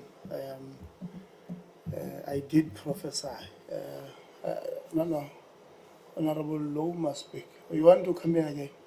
No, this is just a follow-up on something. Chair, thank you. I think you must call Honorable Hawi into order, because every time Honorable Hawi, you will say, "I apologize," and he still continue the same thing. He say he's apologizing. You will say he's apologizing for taking long, and still continue and take long again. No, it's okay. And it's implicating you, the chair is not right. It's 12:17, Honorable Law. No, thanks very much. I'm not a person of long waits, and I'll go straight to the point. I'll start with the QCTO. I've made a lot of notes, but I'm tempted not to go through all of the issues. But I think I must comment that QCTO has brought a proper presentation where they've said to us, out of all the budget constraints and underspending, it's only under 6%, which we should welcome, and then we should maybe encourage other entities to take tune from such. And then I've went through your previous reports. I've seen most of the cases or litigations that were reported, firstly on your employees, service providers, and I'm quite content on the response that you gave to effect to say, how do you deal with all of the problems that you are confronted with? For example, the service providers who would want to claim more money. I'm quite content on how we have responded and on how we are following the matter legally, and now you have given effect in terms of the response of the QCTO. And then the concern that I'm worried about is the high number of vacancies of 60%. That is for a call for concern, as it will impact your performance as an entity, where the vacancies are not being dealt with. You will have an issue because you are doing good, so you'll need more human resource personnel to explore and to make sure that you close the gap of the 6%, you reach the spending to 100%. But I would want to start by going to the CFO overview, as the CFO would have made a reflection on the positive trajectory note, where you could have issued the trade certificates in your financial year 23-24, and then at a success rate of 74.4% for the NDP. The NDP is targeted that you reach 30,000 per year. So I would want to pose a question to say, what interventions are in place to strive to meet the NDP target of 30,000 as per year? Because remember, we derive our mandate from the National Development Plan, which is the Vision 2030, that gives effect and impact on how do we transit and transform for us to be able to have inclusivity and growth in our institutions. And then the department has also, what was the department working with the QCTO done to ensure that the budget constraints of the entity are addressed, especially in given the gazetting of the OQSF, which increases the work of the entity? Would want to know about. It's quite important, imperative we would know about that so that we're able to align. And then I've seen that on page 26 of your annual report, that it is reported that in 2022-23, you had about 88% of your occupational qualifications that were active out of 704 registered occupational qualifications 23-24. In as much as there's improvement in the uptake of occupational qualifications, the progress remains slow, and this remains a concern given the high level of mismatch between skills supply and demand, and the mismatch between the qualification and occupations. You will have to balance the two so that there's no mismatch in between the two, so that we're able to respond to the impact and the needs of our of those that should be able to. So what are the reasons for the slow uptake of the occupational qualifications? So I don't want to take much of your time, Chair. I would also go to service delivery programs. I would want to deliberate much and give a problem statement, but I'm forced to go straight to the point given the effect of time. And then in the first program of administration, I could have noted that there is a 60% of the MPS were implemented, the 60% of the MSPS were implemented, and in which ICT plan deliverables were outstanding. And then the second one is that 97% of the marketing and communications annual plan attained the plans was not fully attained due to delays in the SCM processes for one activity. What are the SCM delays that has caused that to have been delayed? So we wouldn't want to waste much more of time. And then I'll move to vacancies. No, I've dealt with the vacancies. I'm moving I'm done with QCTO. I'm quite content with that. Let's work on the 6%. Let's make sure that you deal with all the litigating issues, and then we continue to do work and be transparent on the work that we've done. I'm quite content and appreciate on what you have presented to us as a committee. Let me go to Vice-Chancellors and senior management remunerations. And then I think what is quite imperative, and the recommendations and the presentations try to speak on what Honorable Cabo has agreed upon. We should agree on the 6 months extension, given the recommendation that is being given to us as a presentation. One, because we will need to align with institutional performance when you deal with remunerations of vice chancellors, whereby you need to align where you encourage accountability, and then you ensure that the leaders are motivated to attain measurable results, where you should apply your SMART principles to your VCs. They shouldn't just get more high percentage or increase, but it should go with performance, align with the performance at the institutions and the level of how they respond to service delivery issues in the institutions of higher learning. And then there's a need for transparency when you deal with compensations of structures. It becomes quite vital that we establish a clear and transparent criteria for determining remuneration packages like we have outlined in the presentation, whereby stakeholders are included, students are included, and the faculty, like we have said, how we determine that, so advise the minister properly on how can we therefore put into effect a proper remuneration that is balanced and equal to performance, the number of students, and the kind of the status quo of the university as per the allocation of budgets as they receive it. And then there should be equity and fairness as you deal with such also as CHE, so that you are able to advocate for a remuneration framework that takes into consideration the broader context of the socio-economic disparities, ensuring that compensation is equitable across various roles where the institution, where we can help mitigate the perceptions of inequality and promote more collaborate an environment that is going to seek to respond to such. So in that, I'm quite content with that.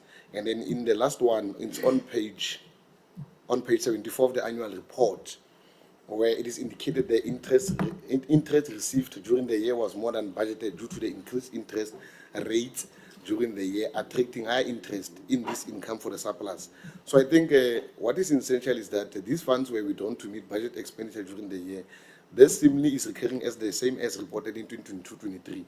So are there no people? Okay, yeah. So I would want to check on that one. Of on page 74 of the annual report, can you speak of the interest rate received during the year and the budget due to the increase of interest rate, so that we're able to understand in that way? So in all fairness, we agree on the 6 months extension. In all fairness, we agree that you've been doing good in advising the minister, but let's explore means in making sure that we incorporate more stakeholders to participate in such, so that as we're going to come back and present to us, we're able to be content. Thank you, Chair. Thank you very much, Honorable Law. Maybe let me start with the report on the remuneration of vice chancellors and senior managers.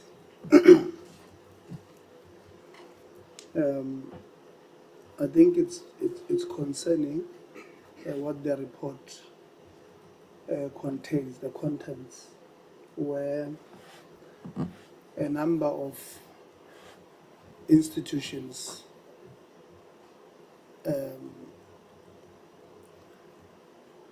don't have records of how they would have arrived at certain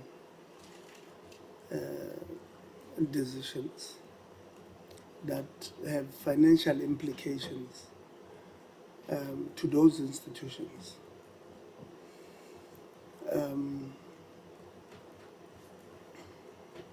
And quite frankly, I don't think they did not have the records.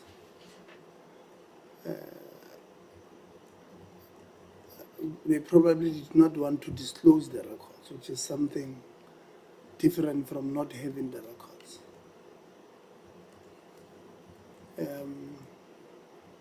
And it's concerning generally, where in some instances DDG cancel council members themselves as the employer of vice-chancellors don't know how much the person they've employed earns. In some instances, the report says it's known by one person or two people or three, a task team of some sort. Very concerning. But what is more, and that is why, Honorable Shukwamban, you'll always have these relationship problems between some councils and some VCs. It's because of some of these things that in some instances, and I'm not saying in this case, it's the case, but in some instances they agree on unholy things. That as the council, we are giving you your machine, and this is where you are going to drive this machine. And then when the VC gets this thing from an unholy arrangement, they start driving to the left. They were supposed to drive towards the right. And that's why you see them, in most instances, they start fighting. I honestly don't have too many problems with the recommendation, except that the report itself may be outdated. Because, you know, if you look at slide 13, where it speaks about the total cost to company in 2019, the Vice-Chancellor was at UJ, there is no longer there. The Vice-Chancellor was at UNISA, there is no longer there. I'm just picking those ones at the top. Stellenbosch, I'm not sure if it's still the same. Unizulu, University of Limpopo, definitely still the same person. I know it's been there for since I was even at varsity myself, and that's a very long time ago. The Vice-Chancellor at Wits, UCT, you know. So the only problem I have with the report is that it might be outdated because there would have been, you know, certain slides in the report may be different. So instead of asking for the 6-month extension, I want to lobby members that we rather get the department to do new terms of reference to give to CHC to do a fresh report for us, so that when we discuss this report properly, it's a report with recent development. I see how the CFO is looking at me, is thinking, how am I going to pay CHE? Unfortunately, CFO, you must find the money to fund that, because the mistake, and maybe on the terms of reference department, you must also ask CHE to be specific on certain things. So for an example, when a report comes and says some universities don't have a remuneration committee, you are not assisting us. So the report must be clear. It says UJ, VETS, UCT, they have 1, 2, 3, 4, they don't have 1, 2, 3, 4. So that when we develop a decision, or when we take a decision to either accept or reject the recommendations that you will bring, we know what we are dealing with. We know the contents of what we are doing and the implications thereof. So I wanted to lobby members on the remuneration of, I mean, it's 5 years old, and it's possible that more than 60%, I mean, I'm not sure if, the Vice-Chancellor for Sisulu, I'm not sure it's the same. I know VUT is not, MUT I know it's not, roads, I don't know, CPUT, same, new, NMU, SMU, new, UP. So you might find that between 60 and 70% of the Vice-Chancellors who are here were not there at the time. And you don't know what is the change in terms of the salary structures there and how they arrive at that point. So I want to lobby you colleagues that we agree that we accept the report, but we'll ask the department. We'll obviously have to engage with the department to develop new terms of reference urgently, give them to CHE. CHE does this thing. Again, I see, you did not take long to do the report. And then, you presented it also very quick. So within a very short space of time, maybe we can say by the end of the financial year, maybe if it's possible, let's get the report and let it be presented to the department, the minister, and let's get the report because some of these vice-chancellors, Honorable Shukomba, between now and probably the end of the financial year, they will not have had their terms expired. So we will not really miss much there, but so that when we enter there, we enter in a process that really is clean. So that's how I want to lobby you for us to agree on this thing. Let me go to the annual reports of the entities. I think members covered me on some. QCTO, slide 32, you indicate that in the year under review, you printed or issued 4,904 certificates. If you can indicate to us how many were supposed, it is 4,904 out of how many? How many were supposed to be issued during that time? And I'm asking this because more often than not, we do get complaints about non-issues of certificates. Maybe I need to make this point that, when somebody has completed a qualification and they are not certificated,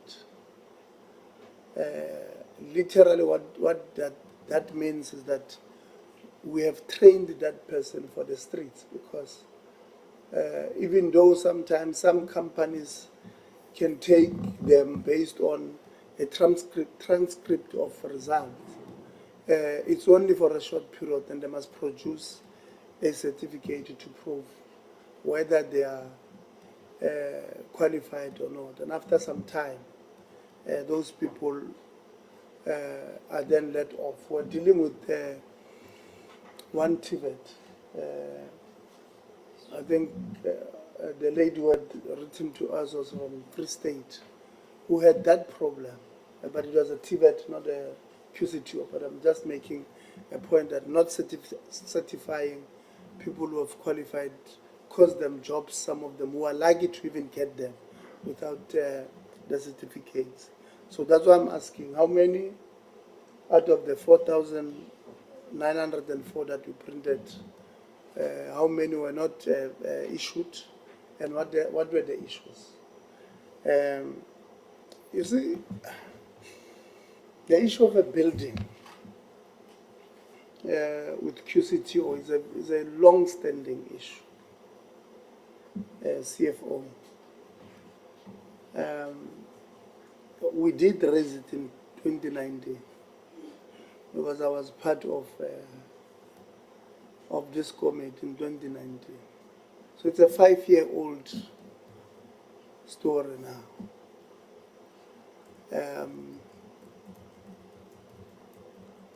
Seated here, you are saying you are renegotiating with the sellers to have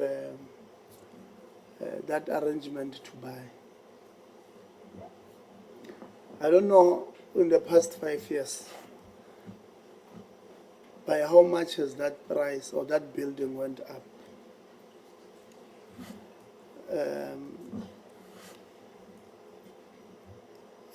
Because inflation went up, and generally these sellers, so they take advantage. I mean, every year you don't buy, the price goes up sometimes by 200,000, sometimes by 500,000, sometimes by 2 million. So you might find that the price that we had agreed or negotiated in 2019 has gone up by 10 million. So maybe take us through QCTO.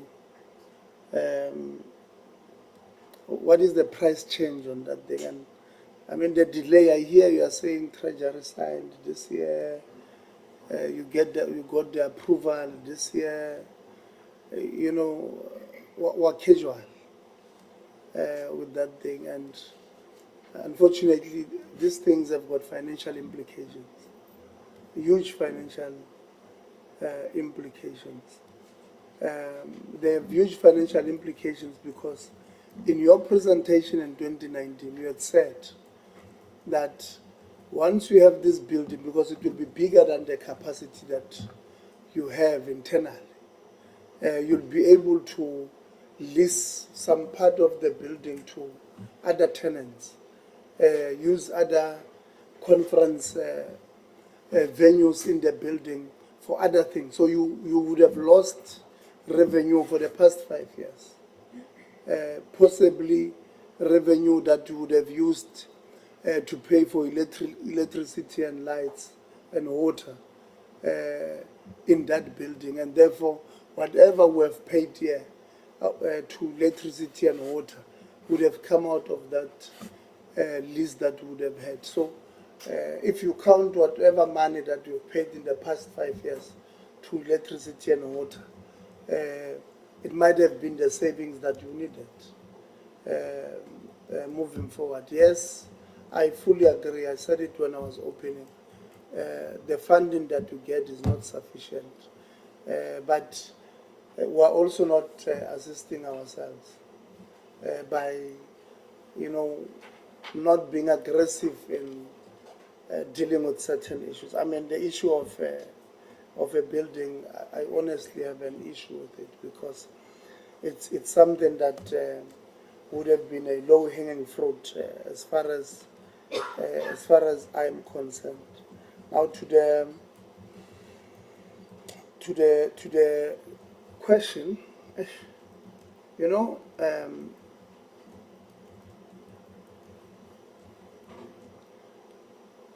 when I was opening, I did mention that you are now responsible for accrediting even programs for the sitters, for individual sitters. They can't do it on their own.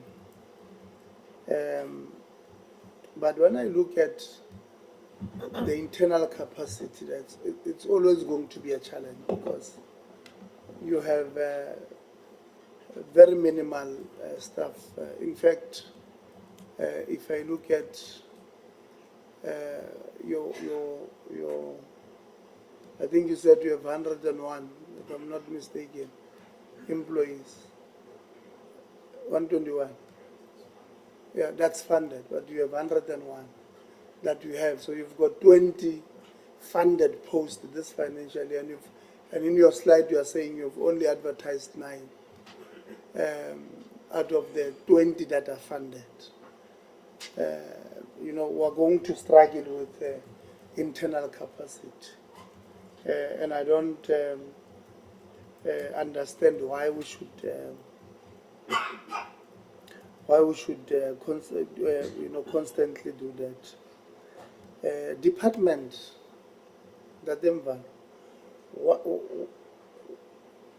what is the department doing, or what can the department do? Obviously, working with QCTO to relieve them of the accreditation of these courses that they're supposed to accredit. Like I said, there's the company, I think, or a service SDP that wrote to us that deals with accrediting or training security officers, police, and all of that, who I think they've taken you to court to reverse the phasing out of that security course when you don't have a new one. They have written to me for some time back. What is it that the department can do? And that's not the only one.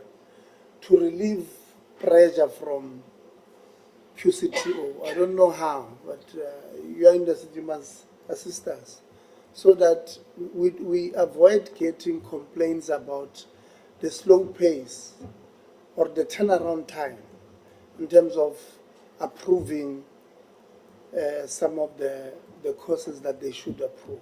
I understand that they should meet the standards, but I'm saying, how will you know if they're not meeting the standard or meeting the standard when you have not had a time to look at it? Maybe before we bring the department to answer that one, QCTO must tell us what is the backlog currently internal of these courses that needs to be approved, that have been submitted to yourselves. What is the backlog currently on that, on all other courses, not necessarily on one.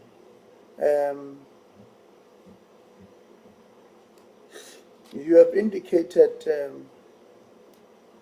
that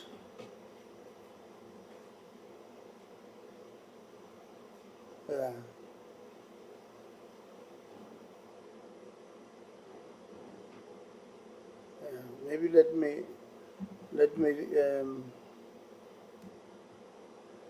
let me move from QCTO. Let me move and go to Council for Education. Honorable Shikwambana went out because CFO, I wanted to start with the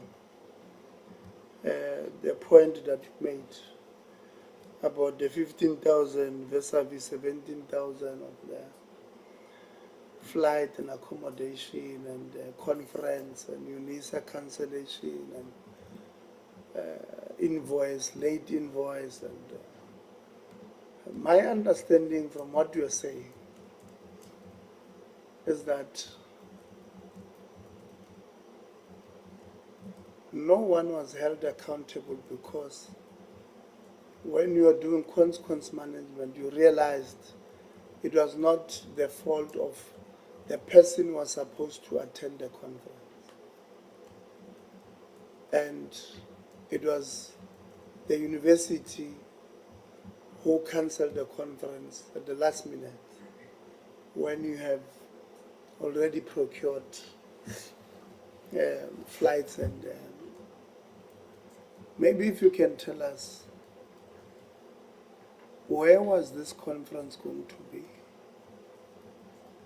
How long was it going to be? When was it cancelled? When did you book those things? And where was the delegate going to come from? I'm asking this because, if a conference was going to be 2 days,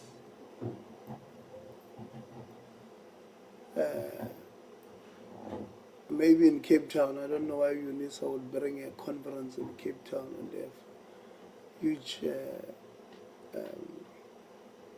facilities in Johannesburg.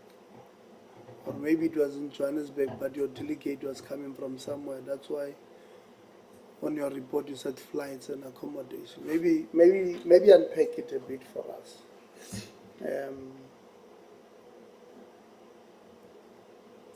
And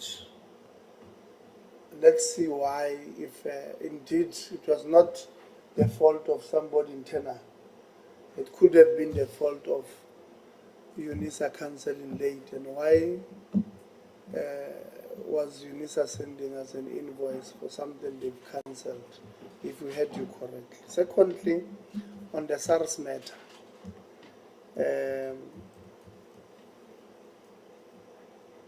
or that was the 17, maybe the one for 17,000, the SARS matter, or does more? 86, yeah, the 86,000 SARS. Your issue is that was not anybody's fault internally. It was an error of the bank, or of the system in the bank somewhere. Maybe explain it. Was it the error from the side of the bank? And if that was the case, why didn't we, as CHE, being an account holder at that bank, ask them to take responsibility for an error that appeared on their side that cost us money? Why must we be liable for an error that we did not commit?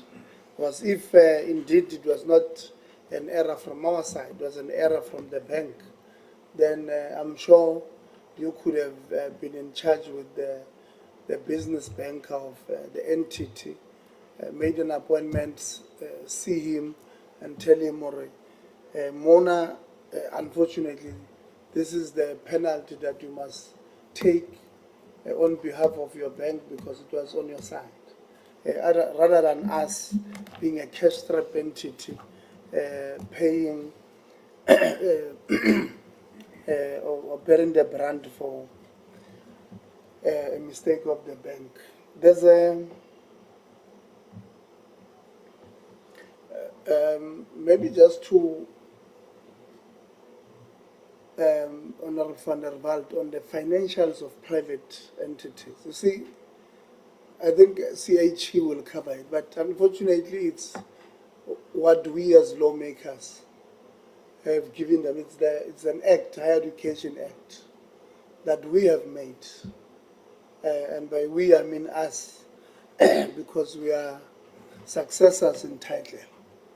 It's the lawmakers that have made that law that private institutions must submit their financials in order for them to be accredited or registered as real institutions and not fly-by-night. So it's a discussion that we must have. And that is why we have said to the department, you remember when we went to the strategic session with the department, we said to them, please give us all of this on legislation. And unfortunately, we did not get it, but we have put it on our program. Yeah, no, I'm saying, they've sent it, but I'm saying we've put it on the program so that we can have that frank discussion about the legislation, its limitations, and what can we do so that, at least we're all on the same page. So they've sent us something. The team is still going through it. We'll share it with the members so that by the time we meet with them, with the department, to explain, at least we also have a brief on what our understanding of what that means. So we have scheduled this term. Yes. We've scheduled that sometime, this month or next month. And I wanted Honorable Shukambana to be a DDG, because he makes a point about university councils fighting for tenders against VCs. You see, I wanted we have received something also from Durban University of Technology. we have received many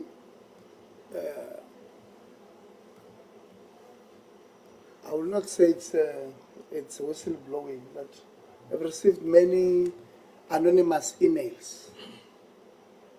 It's anonymous, yeah, because it's not whistleblowing coming from SMU. It's not whistleblowing, but anonymous because they just make allegations and counter allegations without necessarily saying, Project A, this is how Honorable Van der Walt is doing a wrong thing. They say Honorable Van der Walt is eating on tenders. Now that's not whistleblowing because you are not telling us, you are not giving us much. So I wanted to just say to him, you know, we're going to have a session with those institutions. We'll have to. And get all sides. But I'm sure the department, I know DUT, they're in court against the department. I think on the papers that we saw, that the Vice-Chancellor has taken them to court for putting him on special leave. They are saying they are putting him on special leave because of the forensic investigation that was conducted. And therefore, it's honestly premature for us to say either the Vice-Chancellor is right or the Council is right. It's premature for us to say these ones are fighting because these ones have closed tabs. I think we have a responsibility to be very careful on how we make accusations, including at Sfako Makhato University, that the council there wants tenders, because that's what we've been receiving. Council wants tenders, that's why they don't want to renew the contract of the Vice-Chancellor. I think it will be really wrong of us to even enter that space. And like I said, we'll say it to Honorable Shukwambana when he's back. Those would have been the questions. I'm sure you have written them down, colleagues. It is 5 to 1. We are going to take a short break of lunch. And then we will be back at 1:30 to get answers from the department and the minister. The deputy minister needs to be out of here by 3 o'clock. So in your answers, colleagues, you must remember the deputy minister must give a closing after you have responded. So when you answer as of brief, let's move towards giving her enough time so that when she leaves here at 3 o'clock, all of us will leave. So we'll take that break now, get a quick lunch. We'll be back at 1:30. Thank you very much.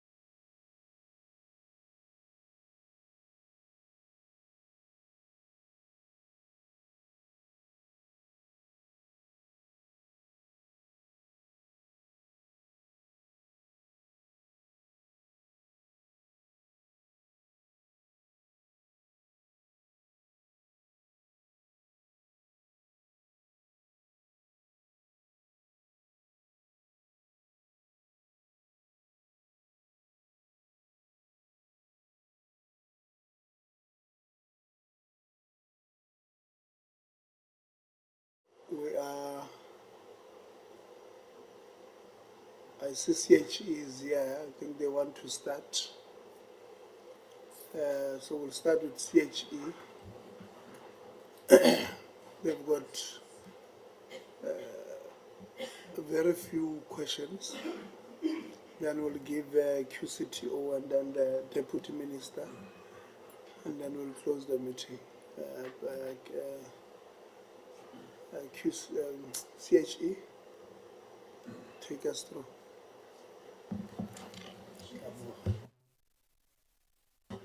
Thank you, Chair. I will start with the investigation report first, the salaries report. I see many of them were comments and recommendations more than questions.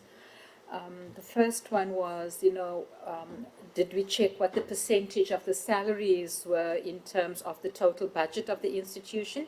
No, that was not done. I think that's a little more complex. It's not a straightforward thing because a budget includes like so many other areas as well. So we did not look into that.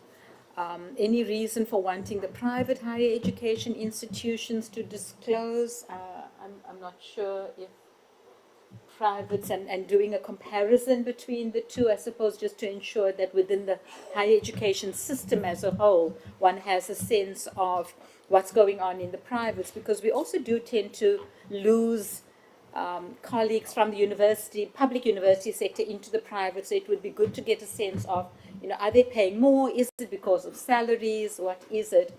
And to also see whether the public universities are way above or below, etc., to get us some sort of a comparison across that. The recommendations for the 6 month, I think we heard that from a couple of colleagues, and that was a recommendation for the CHE to actually conduct that 6 month. I just want to go into it now. I think the recommendation was that the CHE should initiate a broad, inclusive and intensive 6 month consultation process with all institutions and stakeholders aimed at developing guidelines. But I think that has been overtaken by other recommendations that we have since then heard about perhaps having further investigations done to see what has changed since then. Then we had a recommendation around perhaps having a more centralized, standardized system looking into remuneration, for example, and what the contributors have been in terms of individuals making decisions solely, performance management systems, etc. So these are recommendations. A lot of the other speaker 3 I noted here, again, was aligned with performance, encourage accountability, use SMART principles for vice-chancellors, criteria for remuneration packages, be transparent, balanced, equal to performance, number of students, equity, fairness. Again, these I think are more recommendations than questions. And then the chair's comments were around what was concerning, especially in terms of the lack of records, the lack of proper data, the valid data, quality data information that this task team did not have access to, some of the problems that we have acknowledged in the report, relationships between chairs and vice-chancellors, lack of knowledge of entire councils around what salaries are being paid, etc. And that the other comment was that the report may be outdated and that perhaps we need to look at a fresh report, terms of reference to be specific. I think that's for the department to comment on. And then to accept the report, I think that was a recommendation from the chairperson that this group accepts the report, but that they had to develop new terms of reference urgently, and I will leave that to the Deputy Minister to respond to. So there weren't really any particular questions around this, and I think especially the fact that everyone understands this had taken place almost 5 years ago, and so much, as the Chair has also indicated, so much has changed since then.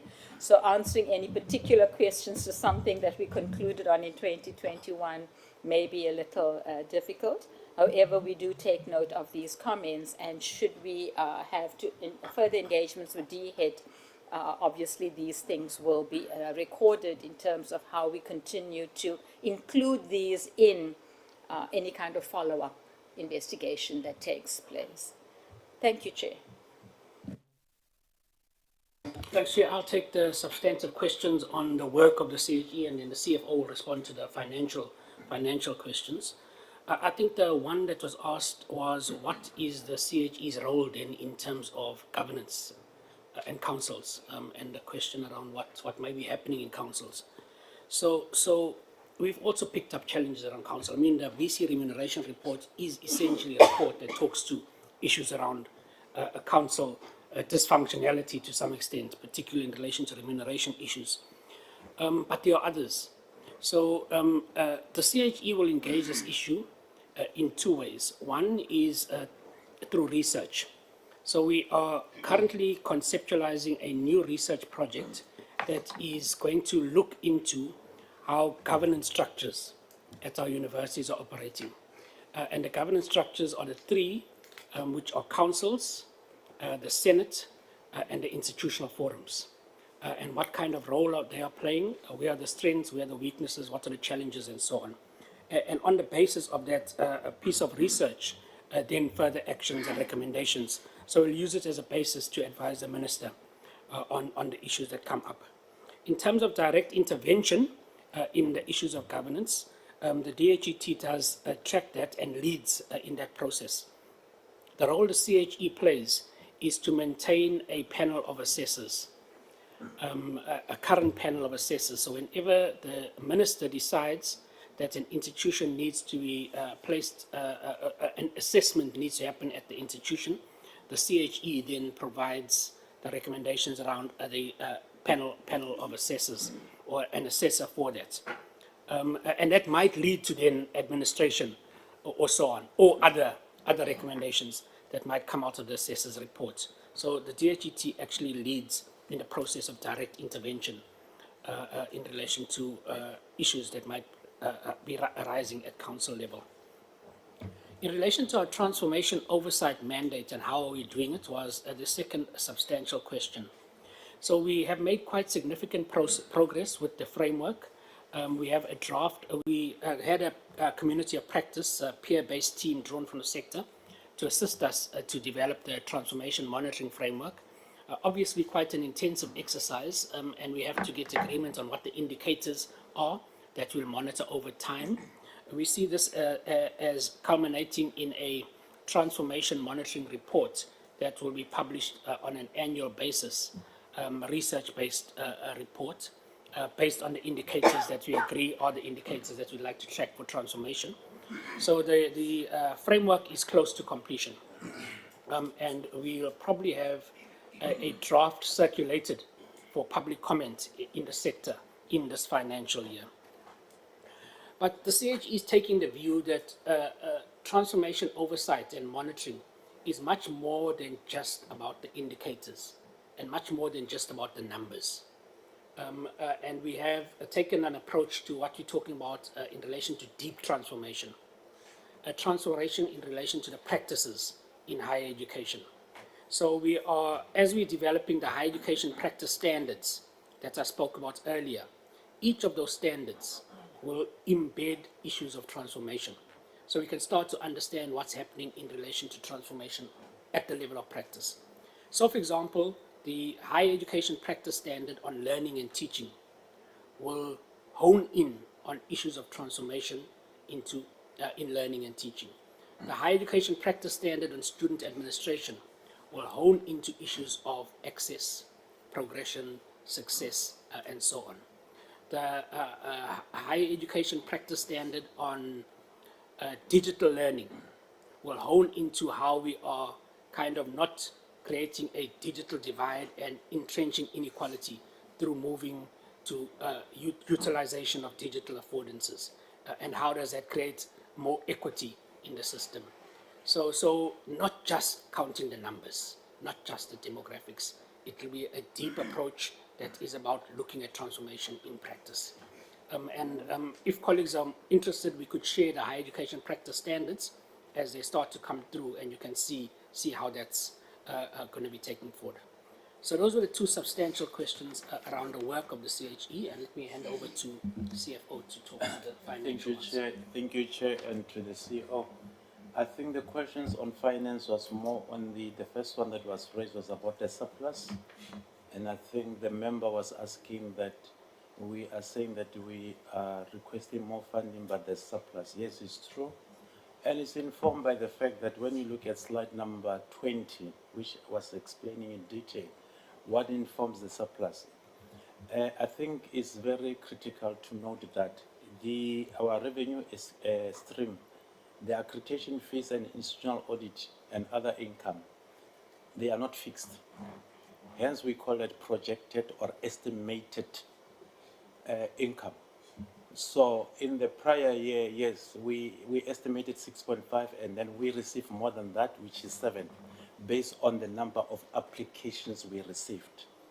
In addition to that, I think we explained, and even the CEO explained the issue of the vacant funded post where there was funded post, but they were not filled timelessly. And I said in slide number 22, the reasons for that, it was we had about 7 funded vacant posts. And on those 7 funded vacant posts, it was including even the directors. But these posts were filled during the current year under review. So there was an accumulation of these funds which was not spent at the time of the financial year. Hence, then it accumulated to the surplus that the member was referring to. And I think it also covers the issue that was raised by one of the members there in terms of the interest that was higher than projected. Interest is just like interest in anybody's individual account. It depends on what is available in your bank account. So we don't have control over that, whatever that is available at that time. And I'm saying this because as we received money, even for the conference that the CEO was referring to, which was done towards the end of the financial year, it came towards the end of the financial year, while the budget process was already in place. So at the time when the budget was done, that conference did not take place, but the income that we received from the conference came at the end. Hence, there was an increase, and the difference, we are saying that the interest was more, was higher than projected, because interest was based on what was currently in the account of CHE, which is the bank account of CHE. The other issue, which I think it was raised by the chair, was more on the other factor was that there was 2 savings, and I think it's critical. We mentioned in slide number 23 on why there was surplus. I said it, CHE is owning the building, and there was savings, not an underspending, in terms of reducing the maintenance for the building. So there was savings and a bulk of money which resulted in that savings. In addition to that, I think I mentioned that program quality assurance, there was delays in terms of qualification standards for initial teacher education, which delays for the development of SER template and manual. It took a chunk of money that was not spent, which was supposed to be spent. Because of that, it resulted in the budget that was allocated for that not to be spent for that time for the year under review. The last one, which was mostly on the detailed explanation on the fruitless expenditure and irregular expenditures. Let me firstly start with the fruitless expenditure. There were 2 transactions here on the fruitless and wasteful expenditure. The first one amounted to 86. It was on SARS, and the member was saying, what did we do if it was SARS? And then I said something around Standard Bank online portal.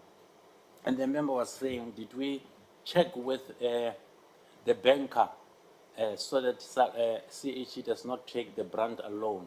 What we did, Chair, is that firstly we engage with SARS. There's a communication to prove that. We engage with SARS trying to explain to them. The only thing, and their response to us was that then we were supposed to have screenshots so that they can waiver the penalty, because they were prepared to waiver the penalty. What happened is that the transaction was supposed to be released by the relevant employee on Friday. But then that problem of the technical challenges with the system happened on Friday afternoon. And at that time it was late. We only managed to release that payment on Monday after the technical problems with Standard Bank was resolved on Monday. And that period then it amounted to 86 because of the delay that was incurred between ourselves and the portal that we used for Standard Bank. So we did not engage the Standard Bank directly, but firstly we engaged with the SARS to indicate the problems. We wrote a letter, a formal letter to them, but then they did not budge to the letter to say, but then for us, because there's no supporting evidence to show that you were supposed to take a screenshots at the time to show that there were problems with the bank, then they were going to waiver that penalty. So we did not engage Standard Bank directly. Hence, I said that moving forward, then we realized that to come up with a mitigating factor to say that this thing does not happen again, the team does not load the payments into the system at the last day to process the payment. They try to put it 2 days before so that when there's any challenges with the system, then we are able to mitigate around and see how we can assist each other. Hence, from now onwards, we did not experience these challenges moving forward. The other issue was more on and it was amounting to 86. Then the other one of 17, which was the fruitless and wasteful expenditure. It was, Chair, the cancellation of the training that took place in Durban, in Cape Town.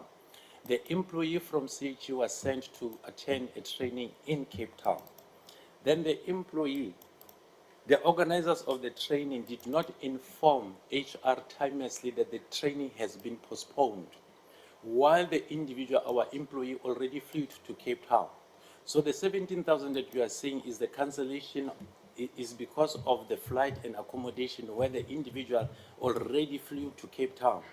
So we are supposed not even to put it under the carpet, but reflect to say, but even though you flew to Cape Town, we need to reflect it as a wasteful and fruitless expenditure. But the cause of the whole thing is that the training was postponed, but then the training organization or the company that was supposed to conduct the training did not communicate timelessly with us. Hence, we are saying the employee of CHE was not found guilty because it was not in his control because there was no proper communication between the CHE, between the trainer and also the CHE, so that we can inform the employee timelessly before the employee of CHE leaves Pretoria to attend the training in Cape Town. So those are the main reasons. The last one is about the 15,000 on irregular expenditure. Here, Chair, it was the UNISA where UNISA was having the summer school project, not in Cape Town, but at UNISA. So what happened is that we had 2 employees who were supposed to attend the training. Initially, the PO, the purchase order, reflected 2 employees. One of the employees withdrew because of commitment from work. The other one resigned.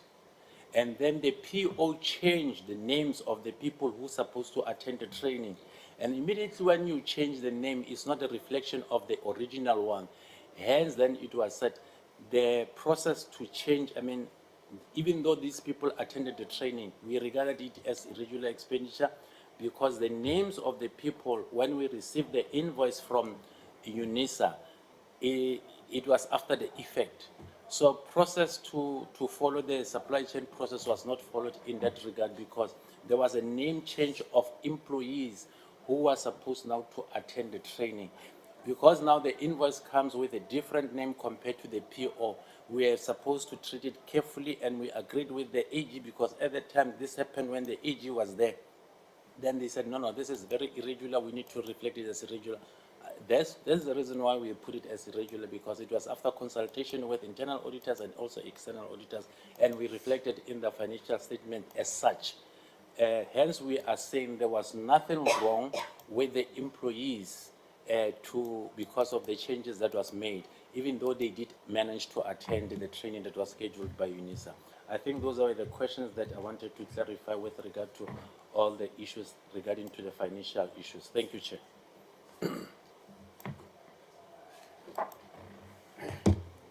Thank you very much, Honorable Chairperson. Just to make a statement that as we provide responses, we'll also request through you, Chairperson, and the members that we can also be able to provide a detailed report by end of business on Monday. So if that's agreeable, so that all the details that may have been not covered in the verbal response, members will have an opportunity to do that. We'll give you till Wednesday, just in case your emails also have technical problems. I'm saying we'll give it till Wednesday next week, just in case we also have technical problems with emails. Well, that was the commitment I was making on behalf of management. You wanted Monday. Yes. I'm saying we'll give you, I'm extending for Okay, today. that's fine. Thank Till you. Wednesday, just He's not getting the joke. All right, thank you very much, Honorable Chairperson. So the items that are more related to finances, I'll ask the CFO to respond to that, and there are some other questions that were raised. One in terms of the consultancy, the usage of consultancy vis-a-vis the vacancy and the challenges. I think the CFO will cover that. And then the honorable members raised the issue of you have achieved a clean audit, but you have these minor matters, okay?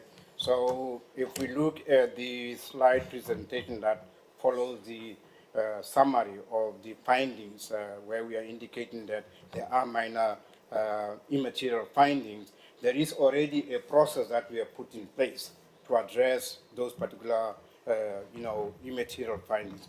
For an example, in relation to supply chain compliance, there is already an indication that that should be completed by the end of this particular month. So an implementation plan is already unfolding as we speak.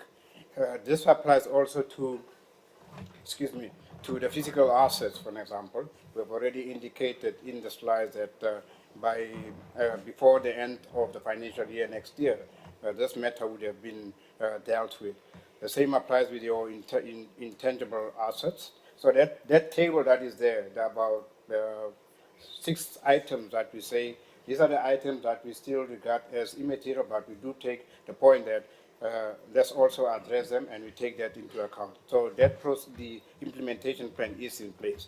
And then obviously when we give a report, we will obviously update the committee as to how far we have progressed. I think it will just be important to do that. So that's the first thing from my side. And then if we go into the vacancy rate, right? Again, on the vacancy rate, members will see that there is already a plan in terms of filling the vacancy rate. So the slide that talks about the vacancy rate will indicate the permanent people that have been employed, 1. 2, the vacant posts, the number of vacant posts that have been advertised. For an example, there were 9 of those, and then also those that have not yet been advertised and are going to be re-advertised. So again, there is a plan in place to deal with those particular gaps that have been identified. The last part is, from my side, is as I said, when I said the HK function should have long taken place to QCTO. And if we look at the business case that was not approved, which was in 2017, so that's about 77 years, which means that we had to find a way of cushioning the risk related to that non-approval. What does it mean? It also means that with the revoking of the ETQH function in totality, we will need more than 1%, right? So 1% will not be adequate to deal with the problem, right? And it means that the process has always been that when you transfer a function to another entity, they always say the budget must follow the function, right? So we will not have a crisis if it is agreed that the ETK functions that are already residing within the sectors, because the technical aspects are there. And then lastly is to say that the business case.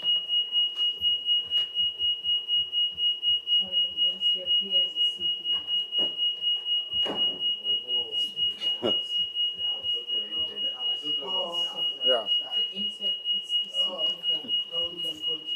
Yeah, so Honorable Chairperson, the last part on my side is to say that there is a need for us to have a conversation with the shareholder in as far as the business case is concerned. Otherwise, the risk will keep on be there. And that's my concluding remarks on this particular meeting. Thank you very much. I was worried that this alarm was asking you to move to conclusion. No, I'm joking. Zero, you see the windows open. Thank you, Chair. Chair, I'll just touch on some of the issues. Firstly, thank you to the honourable members and to yourself for the positive remarks. Certainly, I'm not going to forget Oscar when I get back to the office. So thank you for that. Chair, with regards to the budget and the surplus, the CFO will talk much more to it in terms of the finance, but I'll just give you a broad overview as to how we realize that. The work of the QCTO, like was indicated with the CHE, we do not know exactly how many qualifications we're going to get coming in or how many credit applications. So there's no way we can make a determination. We do it as it comes in. Qualifications within a 90-day turnaround time, qualifications, etc. But in my presentation, you would have seen me emphasizing the word risk-based strategy. And the risk-based strategies that we have employed is even for accreditation, where previously we had to go and make site visits. We now have a kind of way where we use technology to accredit the providers. So those has resulted in some of the savings, but some are also committed funds that will be rolled over. But the CFO will talk much more to that. Then, Chair, in terms of the consultancy, we use subject matter experts who are not full-time or permanent employees of the QCTO.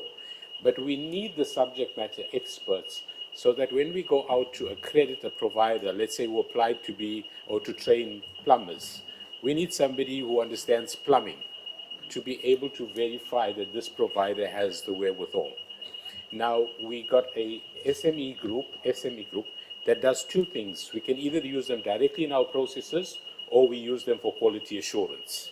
That's why that fee sits high, because the SMEs are sitting in that category of consultants. Chair, the vacancy rate, I think the chairperson has addressed that one. We do have a plan in place to fill those posts. The chair also committed us in terms of the allocation of the skills development providers and the geographical locations, which we will send to you. Chair, you asked a question, before I come to that, there was a question around the NDP target of 30,000 artisans. For the year under review, we issued over 22,000, just over 22,000 trade certificates, which means we are edging towards that 2030 mark. But I must indicate that one of the challenges that we have to address in that area is that many of these artisans will have to come through workplace agreements first, because an artisanship has three components to it, or two basically.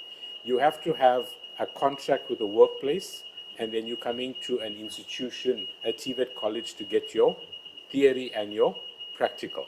The truth of the matter is that our industries are not taking apprenticeships like it was years ago. So it's very difficult to find workplace opportunities at the moment. And that is permeating the system, not only in our area. I think even in higher education, internships. Students are qualifying, but they can't get an internship. So that's a huge problem. But I think we're edging towards the target. And by the way, for QCTO, the 125 listed trades, we've revised almost 80 of them now into occupational qualifications. And again, we prioritize that in terms of demand. Chair, I'll be failing to, if I don't inform the committee, that one of the problems of us meeting that target as quickly as possible is the issue of funding. Currently, only 13, and now it's 14, occupational qualifications would result in trades are ministerially funded. So which means all trades falling outside of those 13. There has been some leeway given by the minister, the previous minister, for some of the money that was allocated for the NATED qualifications, etc., to be used for occupational qualifications and the trades. So there has been a bit of a move. We are hoping that the funding regime would be improved to take care of that.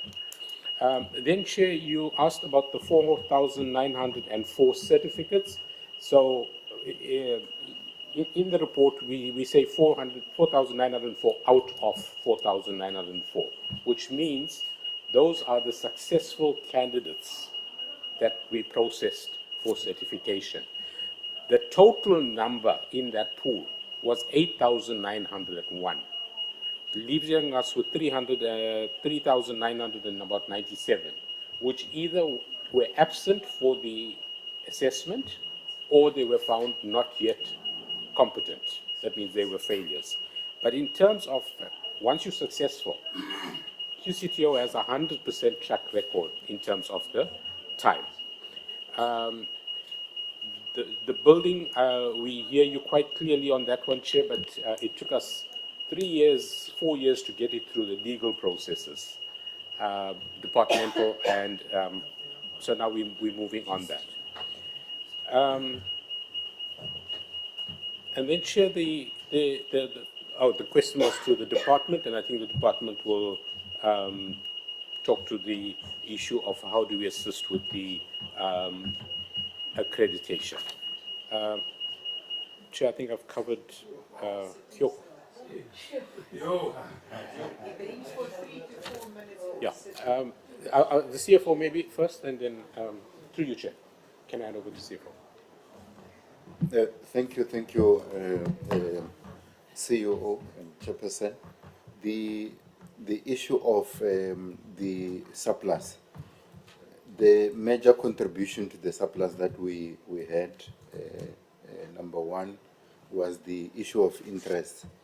In the previous financial year, you will recall the interest rates have been increasing almost every quarter. And unfortunately, when we were doing our budgeting, we were very, very conservative in such a way that we'll budget for whatever rate that we have at the time without necessarily trying to predict whether it's going to increase or decrease, because now if it goes the other way around, you might run out of funds to fund your activities if you have projected the wrong way. So that then resulted in us having a slight increased revenue than what was budgeted at the time. That's one. Two, there were a number of efficiencies that were implemented mainly in Program 2 and Program 3 in the main when it comes to the accreditation and the quality assurance, where some of the work was being done on desktop exercises instead of the physical visits or reduced physical visits to the skills providers that were being quality assured and or being accredited. That then resulted in those savings that you see on those programs. However, it should be noted that as much as we have had the accounting surplus of 9 million rands, 9.2 million rands in the 23-24 financial year, all the surpluses that we have had been allocated to the already committed programs and or projects, the biggest one being the development of the MIS system, which we intend to use for the management of the entire organization's information, since currently most of the work is being done on interim standalone systems and or manual processes that are not suitable or that are not the most efficient. So those funds have been allocated to those short-funded programs. And applications have been made to the National Treasury, and without any hesitation, National Treasury has already approved our surplus in that regard. Just to reiterate on what the CEO has touched, when it comes to the building, we are working very hard and as quick as possible, of course, in line with the legislations, in order to ensure that we have the building brought as soon as possible. It's just unfortunate some of the processes require one step from the legal processes before the other can be finalized. Just to give an example with the issue of the tender for the bond, the other portion which is being bonded, we could not do the tender before National Treasury approves. We had to wait to find out how much are being approved. Then after finding out how much was being approved, then we went to the market for to look for the service provider who can furnish us with those. And other internal processes, we are working on them on an urgent basis in order to ensure that we finalize the process. And our own target is that by the end of the financial year, we should be having the building registered in the name of the QCTO. Thanks, Chairperson. Thank you very much. QCTO, CHE.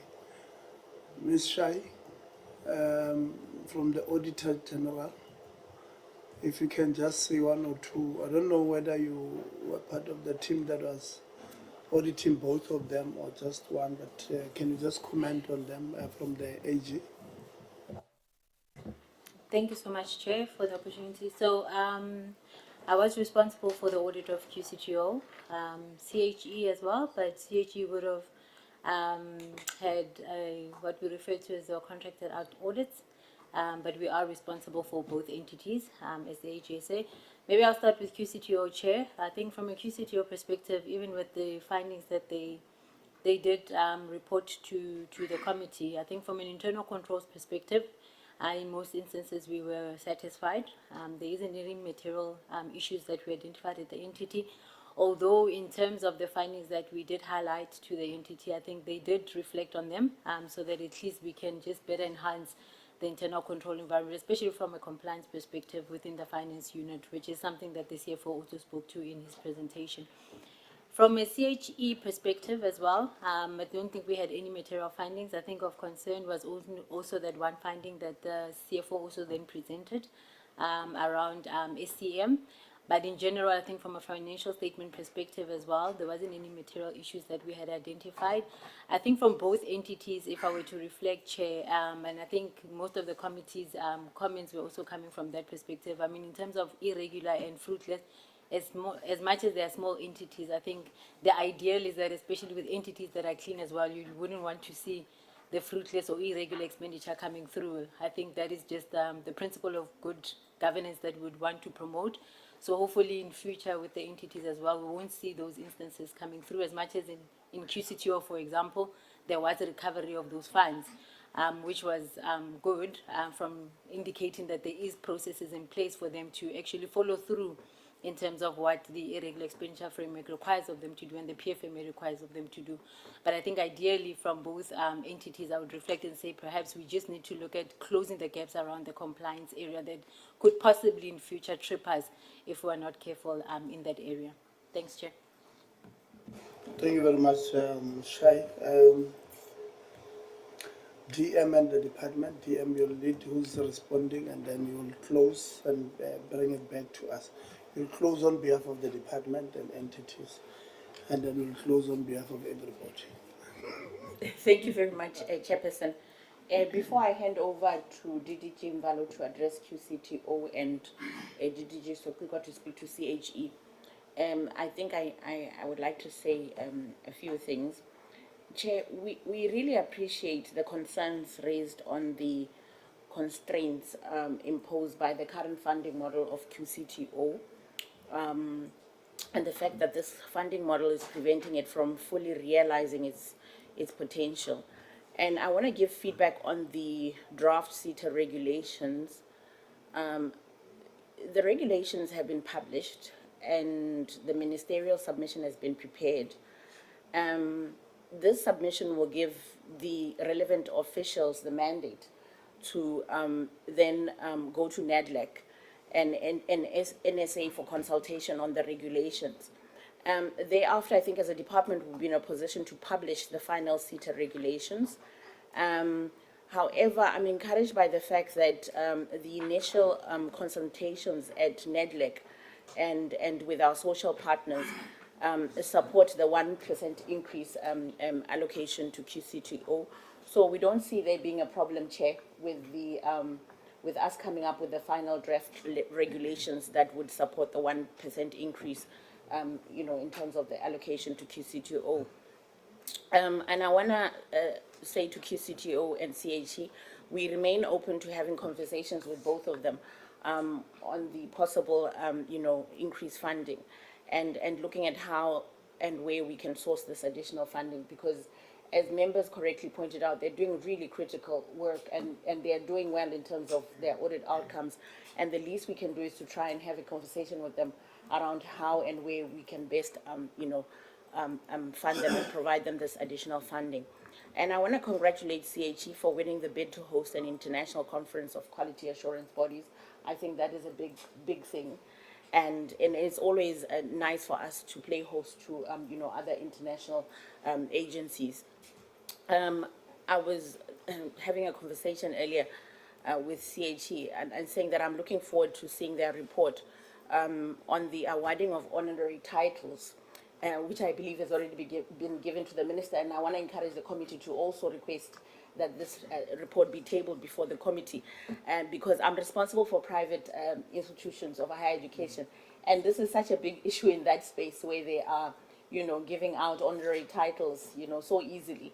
And I think there needs to be tighter regulation in terms of that space. We'll regulate it after they've given me something. Of course, Chair.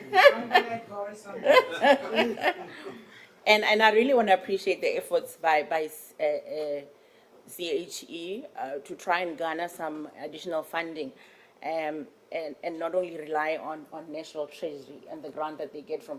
It's always good to hear, that some of our entities are taking initiatives around sourcing funding. So I really want to commend them for that. Now, turning to the report on the remuneration of VCs and senior executives at universities. I share the committee's concerns about some of the instances of concern raised in the report, especially the one instance where one university failed to fully divulge and sought to partly misrepresent what it divulged in relation to monies that it had paid to executive managers. It's really quite sad to hear that a university didn't fully divulge and partly misrepresented what it had initially divulged. But that being said, Chair, we agree that the report is outdated because there's definitely been movement in relation to some of the Vice-Chancellors and possibly some of the university executives as well that were part of the initial inquiry. And Chair, I want to respectfully suggest that instead of I want to suggest that instead of the department developing revised terms of reference, around the report, that we rather request CHE to update the report, as opposed to starting another full-on inquiry with revised terms. I'm saying this, Chair, because I want to avoid a situation where CHE now has to incur additional costs. We did not fund this inquiry. They funded it. It cost them 1.5 million. And so I'm also saying this because I know that the terms of some of the VCs, I'm talking about UWC, UP, Mpumalanga, Limpopo, and Unizulu, are coming to an end either this year or next year.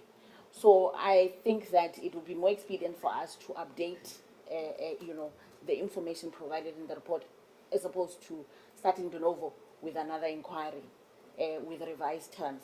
Although I do agree that there is information gaps and we need to maybe bolster that information. So that could also be done without really not having to revise the report, the inquiry completely or the report. I think that's it from my end, and then I'll hand over to first DDG Mvalo and then DDG Sokwikwa. DDG Mvalo. Thanks very much, DM, honorable members of the Portfolio Committee, as well as esteemed colleagues. Perhaps I just wanted to start with the question, I know it was raised by Honorable Khabo, with regard to ratcheting artisan development in our country. And I must say, we started that process, Honorable Khabo, as early as in 2012. that was immediate after the president announced in his State of the Nation address in infrastructure rollout program. So we introduced in 2013, subsequent thereafter, what we refer to as a year of artisan. The year of artisan, it meant then therefore that we went around mobilizing industry, young people to venture into artisanal careers. Learning from that, we came up with another noble idea as well, a decade of artisan, which we started in 2014, and I must say it's ending in 2024. We're still going to work out on further conceptualization. I know there's a discussion to say perhaps maybe we need to conceptualize around a decade of the industry, because the issue at hand, as raised by the CEO of QCTO, is that we are not having sufficient workplaces. And that was reflected very much in the presentation of the department yesterday, especially with regard to Program 5, whereby almost all those targets related to workplace-based learning opportunities were not achieved. In 1920, it's very interesting, we're quite very close to the target of 2030 of producing 30,000 artisans. Because in that financial year, we produced 24,049 artisans as the country. We're so close in 2019, 2020 to achieving the target of 2030. But then obviously came COVID in 2020, that decimated all our efforts. Because by 2020, 2021, we managed to produce 15,107 artisans. Now we are, I must say, the economy is recovering because in the year before the end, the year that has ended 31st March 2024, we produced 19,461 artisans. The CEO of QCTO was saying now we're seated at 22,000. So it tells them, therefore, that we're doing well, but it might not be that much well for us to really get closer to our target of 2030. But then obviously, we have also in 2021 increased the grant that we provide for employers who are hosting apprentices. Before 2021, 1st April, it was 165,000. And now we've increased to 290,000. So whether it's going to take 3 years or 4 years to produce an artisan. So with those interventions, we really hope that we'll be able to really attract employers to come to the party in terms of opening up their workplaces. Lastly, DM, if you allow me to just respond to the last part dealing with Chairperson, whereby he was saying we need to perhaps maybe assist the QCTO, especially in relation to the area of accreditation. Fortunately, as was stated here, there is a Vision 2027 of QCTO. You are saying you are going to deal with the chairperson? No, I'm saying... maybe just say responding to the chairperson. Yeah, I'm saying... Because if you say you are dealing with the chairperson, I'm going to stop you from speaking. I'm saying I'm dealing with the question that was raised by the chairperson. Thanks very much, Chairperson. In Vision 2027, you'll see there are a number of activities or variables there. Qualification, development, accreditation, quality assurance, assessment, and certification. So we'll be working closer with QCTO to see, especially the role that should be played by the sitters with regard to this value chain, especially against the background that there are service level agreements for all 21 sitters with QCTO. Thanks very much, DM. Thanks very much, Chairperson, honorable members, and esteemed colleagues. Thank you, Mr. Ndwando. Thanks very much.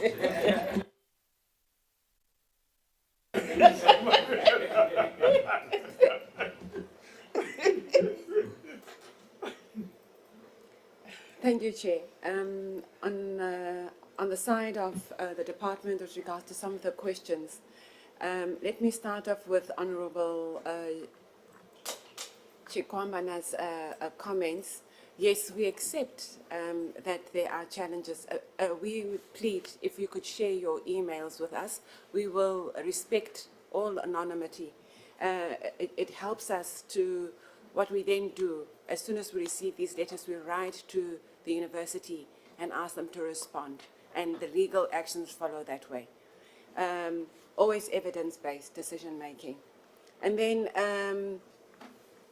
I must say, though, very quickly, it is very concerning when students are used, because when they are charged, nobody's there to look after them. Nobody's there to cover their bail. It is just really, really terrible. And then on the question of, I think this came from Honourable van der Walt, can the universities be graded like municipalities? No.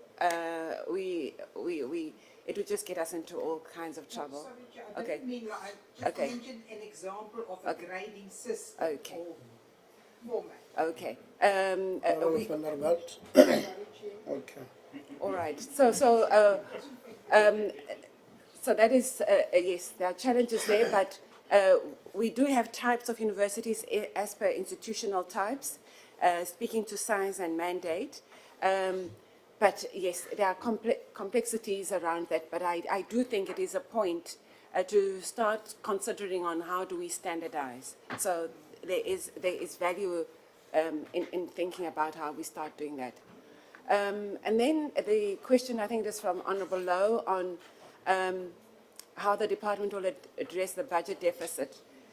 So, National Treasury has one response: consolidate all the institutions under one, so that you have fewer councils, boards that you fund, fewer buildings that you buy, and fewer executives that you pay. Just consolidate the functions and the roles. That's National Treasury's position.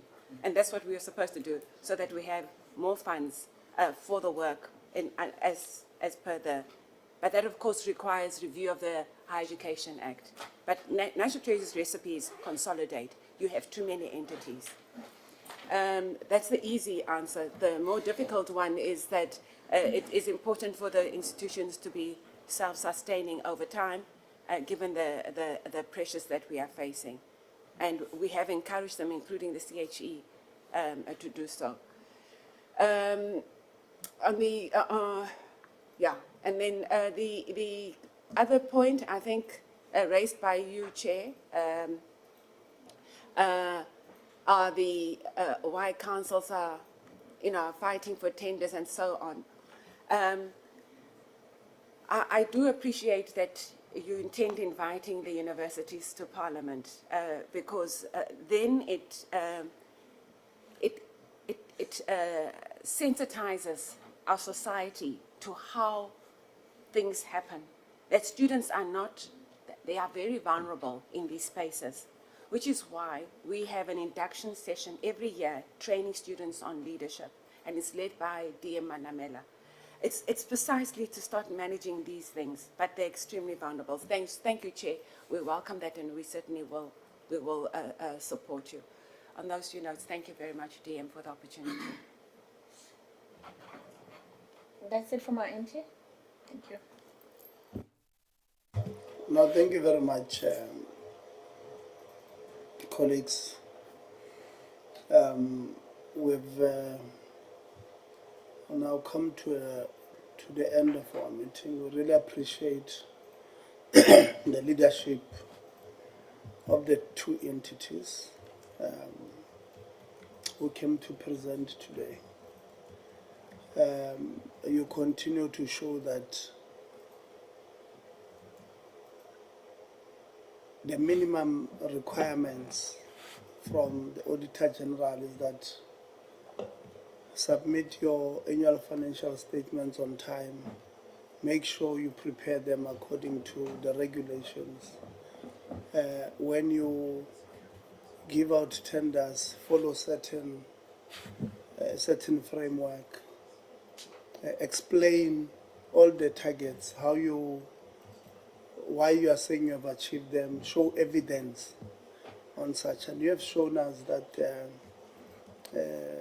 you have done it for a number of years consecutively. QCTO said it's 8.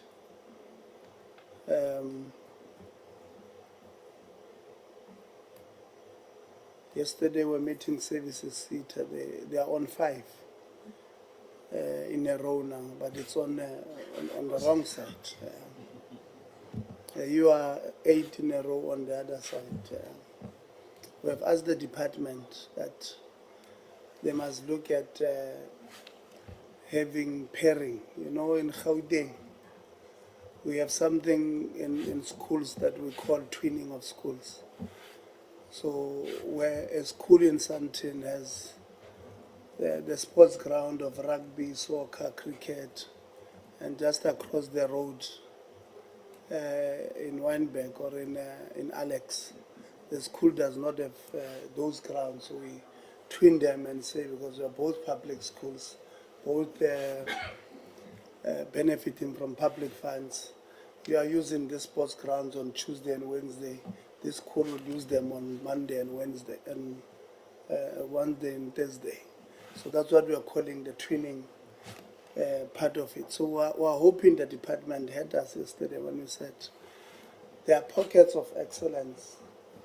You know, putting together annual financial statements that are clear of material misstatements, that are submitted on time, that meet the GRAP standards and all of that.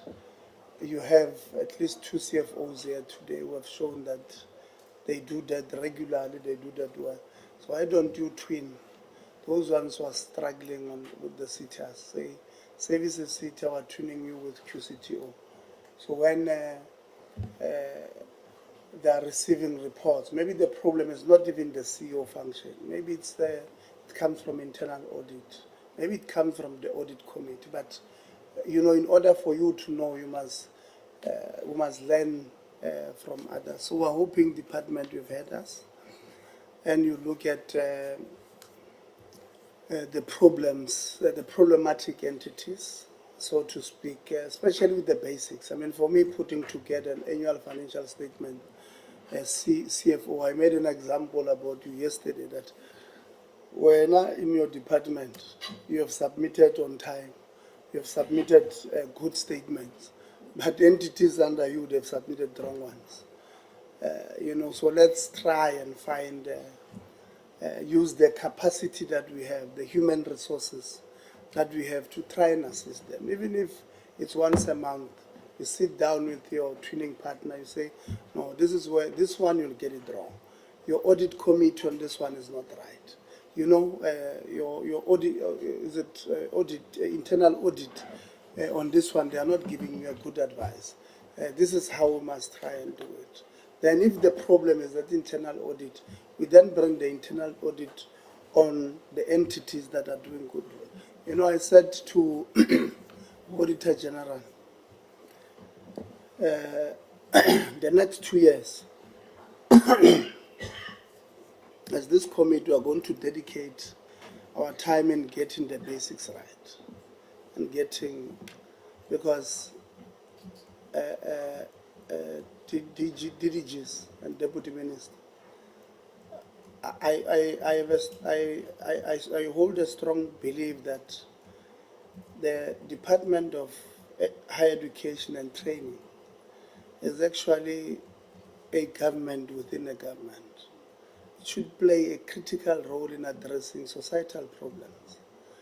And the next 3 years, because we would have gotten the basics right, we now concentrate only on the impact that each entity makes every year. So the ones that are doing well now, when you submit your APPs, we are now obsessed about impact. When you say you've got targets, we want to see how each target makes a difference in the lives of our people. So we're no longer now going to clap hands that you have achieved. You say 93 now, 92, 93. We're not going to clap hands. We want to see this 93. How does it change the lives of, how many lives has it changed physical. We want to say we have people in Tembisa, we have people in Khayelitsha, we have people in Mlazi. You achieving this target. How have you changed the lives of our people? So, but these days, DDG, it's very difficult to concentrate on those things because the negative media that we get around these other things that we're getting, which lacks the basics. But if we have internal controls right, we get this thing right. So it means automatically we would have closed down on this organized criminal networks who think they can just loot state resources from our cities and our universities, our TVET colleges. Once we have closed there, because internal controls are so strong, once DDG, there's no accusation or the AG does not come and say, on the attendance register of this tender, there were people who have signed, who themselves they've written with their own hands, time that came after the closing, and you have evaluated those people.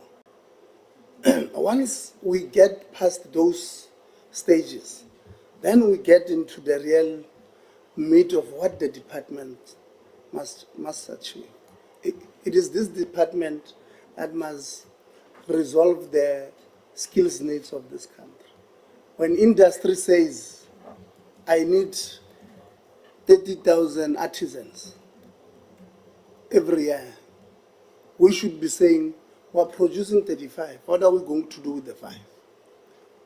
Not to say, well, DDG, what you are trying to brag about. Yeah, you see, 2 years ago, we're close, we're at 24.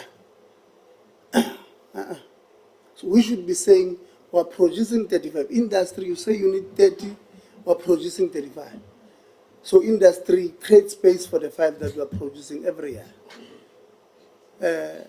We should be saying, if industry says, DDG Sopikwa,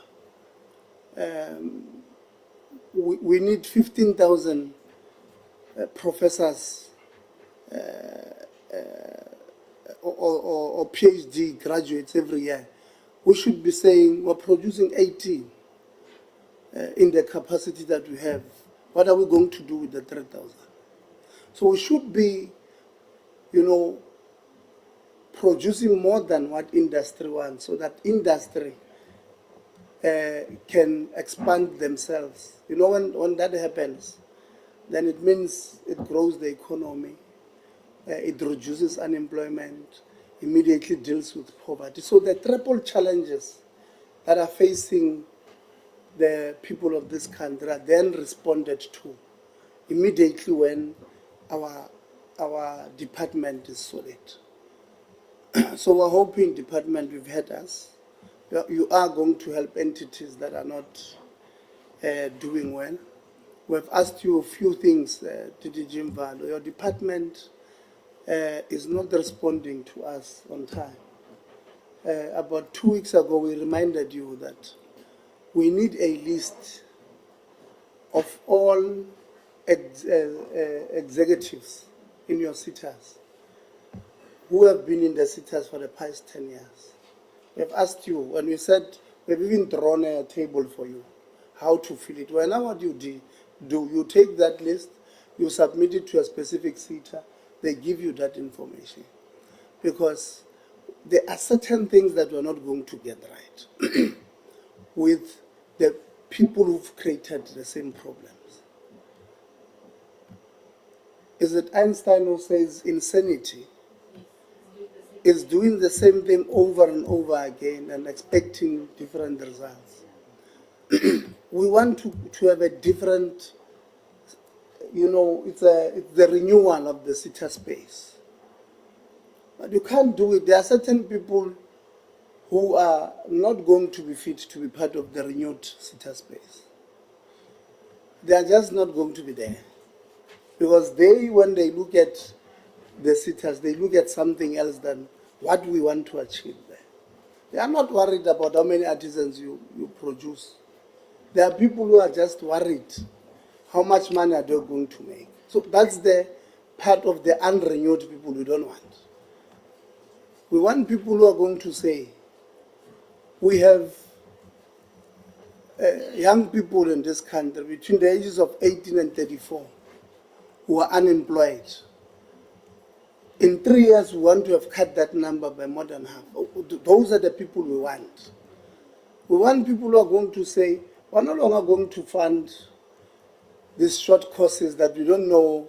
When we ask you, okay, 9,000 people, go and find them. You say, I could not find 7,000 because we don't know where they are.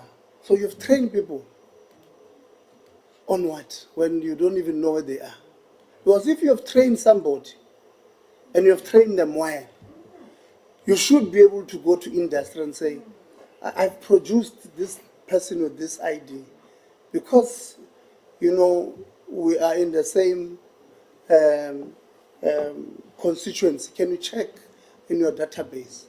You are able to get that particular person. You know, yesterday, Honorable Kham was asking that question. So these 7, where are they? You know, I even said, Honorable Kham, let them not answer because they are going to embarrass themselves even more. Right? But the kind of skills we want to fund are the ones that are needed by industry. Because what is the point of training somebody, giving them 10 rand stipends for 6 months, for 1 year, and then after that, they're not doing anything? What is value for money? So there's no value for money. Whereas we could have taken that money, trained 25% of those kids, and then 25% of them are absorbed by industry in the mainstream economy. They will bring in more resources for us to train more instead of throwing money into the So we are hoping, department, we are hoping you have heard us. That let's, awusinikeze le list, the DG, please. It's not long. It's not long. Anela just confirmed that we have it now, but we will see. You will send it to me. And I hope that it has, because we did indicate it must be 10-year period. We want to see, because if we have even asked it from the DG on the board. We've even asked the department to send it on the board, because yesterday a board member who is asked a question, in fact, Honorable Shukwambana was not even asking that person, was asking the chairperson of the board. Chairperson, what do you think is the root problem here? That Asif, board member, chairperson of FinCom, very serious person in the board, financial committee chairperson, says to the chair, no, let me answer it. He comes and says, no, the root causes here is AG. The root causes here is AG because the overcommitment, AG made them formal. You know, I asked him twice, what are you saying? And then he gone, yes, that's what I'm saying. You know, shocked.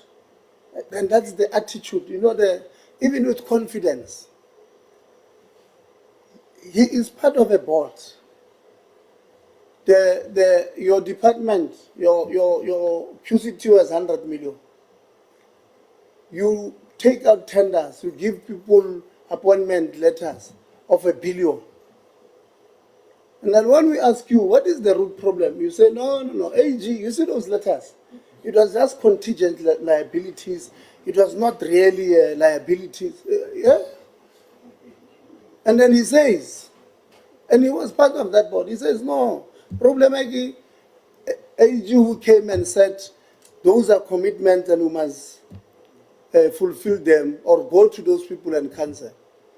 By the way, when the new board was appointed, we told them, those ones did something wrong. It's extremely wrong. They've overcommitted the company. Your responsibility is to hold them accountable. If it means open cases against them, let them find something. They did not do it. It's okay. They did not do it. They accepted. You know why?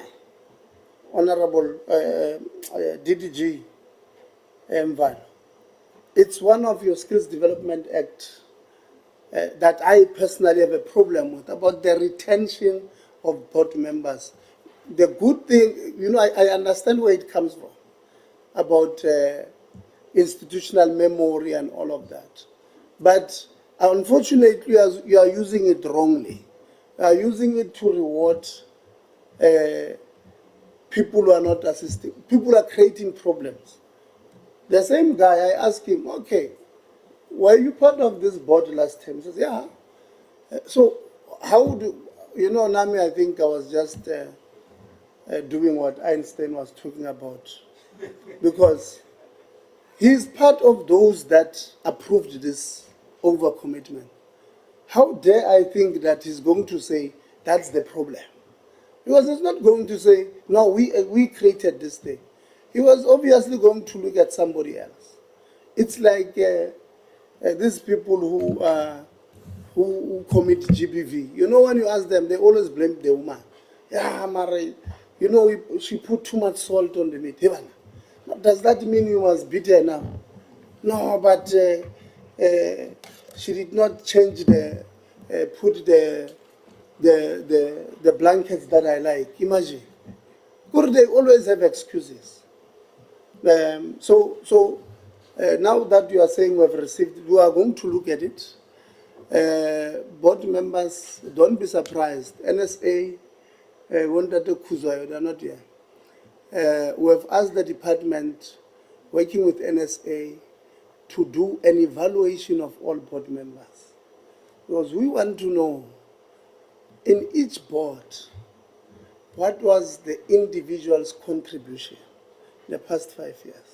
You have attended 10 meetings. What did you say? Because there are people who just who go to board meetings just to collect that stipend and not say anything. They only speak when they must award DG grants, because they arrive there, in their pocket they've got a list. When the chairperson opens that thing, they check the name quickly, put it back and say, no, I vote for number four. They can't even pronounce it. Those things. So we have board members who only speaks when it comes to awarding of tenders. So we have said, even to yourselves, it will come as CHE, because we want to have a solid governance structure moving forward. Because once you have a solid governance, it will be easy to get rid of deadwood in management. It will be easy to achieve what we want to achieve, so that we are able to change lives of our people. Lastly, Deputy Minister, the issue of a report. You see, the technical part, or the problem of technicality is that you can't do anything outside the terms of reference.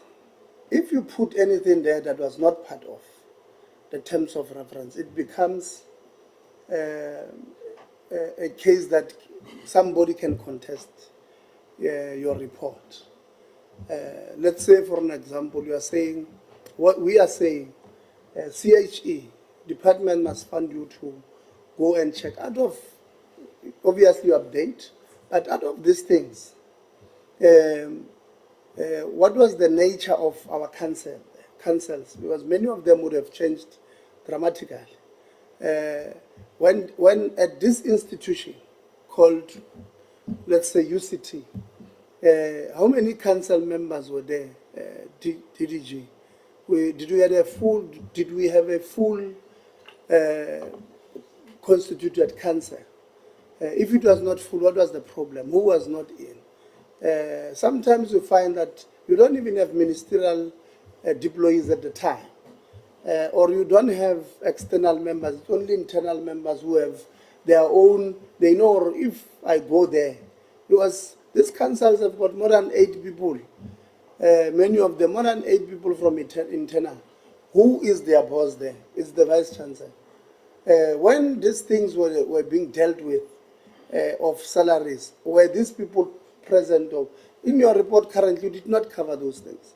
So you might not know. So your recommendations might be saying, let's look at how we reconstitute councils, like you've said there, which I think I have a problem with it because we've not established the full facts around the councils.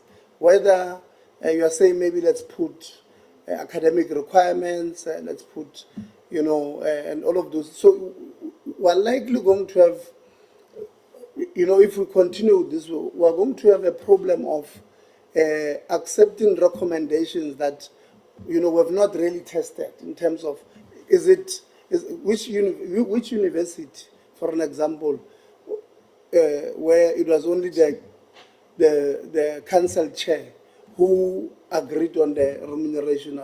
We don't have that. So what was the council type there? Did they really not understand what they are talking about? You see, a few years ago, DDG, so you were there, we're dealing with, we did an inquiry on the fitness to hold office of Vice-Chancellor Mbati as the committee at SMU, but it was 2 parts. So when we were dealing with part 1 about Univen, about the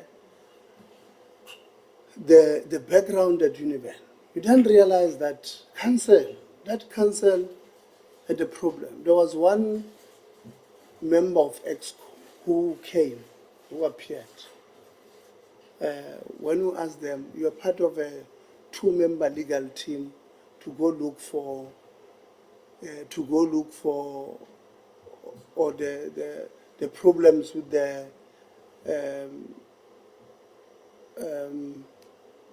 I'm forgetting what they call it. This the name of the person, the report, where they were negotiating for peace. What do you call that report? Huh? Mediator report. Yeah. Well, it was part of the 2-member mediator report, and I actually bumped into him the other day, and I could not remember him, and he remembered me very well. I realized that sometimes we doing our job, sometimes we don't take other things serious, and this guy, I came to really, he made sure that I see him and said, you don't remember me? No, I don't.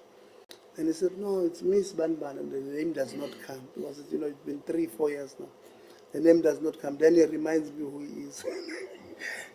But he gets there in the inquiry, and we ask him, why did you not do 1, 2, 3, 4? And he says, you know what, I was not a lawyer. And I honestly relied on the legal expertise of my colleague who is now deceased.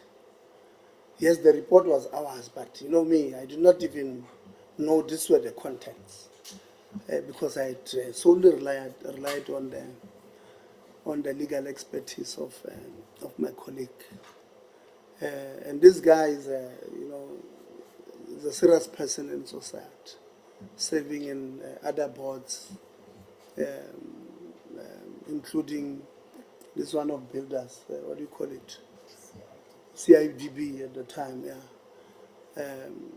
And that's when I realized, sometimes it's very important to know this information, who is in our boards or in our councils. So at that time, Doc, we need to know if we are saying this is what the council said. Let's see who's in that council. Because some of them commit very big mistakes that cost our institutions money, and we reward them with something big. There are some board members who were part of that services sitter board, DDG that we have awarded. Some of them are chairpersons elsewhere, since they've left the service after committing such over 4 billion of commitments. I was just being, Dr. Naidu, I was just being lied on and say if you commit 1 billion. It was over 4 billion of commitments. Some of them, the DDGs awarded them with bigger posts. They are chairpersons of other boards. Those boards are not doing well. I mean, can you really be surprised when? So the department is really complicit. We are going to hold you seriously accountable, DDG. Having said that, Deputy Minister, we are going to have a conversation with yourselves on a technical basis about what, because we don't want you to say, go do 1, 2, 3, and technically you are found wanting, you are taken to court by even these vice-chancellors. She was telling us not all of them are cooperating. I don't think they are going to cooperate. Them saying they don't have documents, it's not true. They have those documents, they just don't want to give you. So when you know that those people are fighting you, don't commit schoolboy errors. So if you must go and do the right thing, let's go do it. Let's do it right. Put them in the corner. And if the problem is the Higher Education Act, I told them, by the way, they've accused us of being worse than apartheid government, this committee, when we were asking them that students are complaining about the legitimacy of your SRC election results. They are saying, some of them, they've received SMSs that they voted when they've not voted. Whilst you are bringing a proper solid, we're not anti-progress, we're not anti-ICT, but your systems, your elections every year, year in and year out, are being questioned. So bring everybody, all stakeholders, take them through, sit down with them and say, this is the back office, this is the front office, you vote here.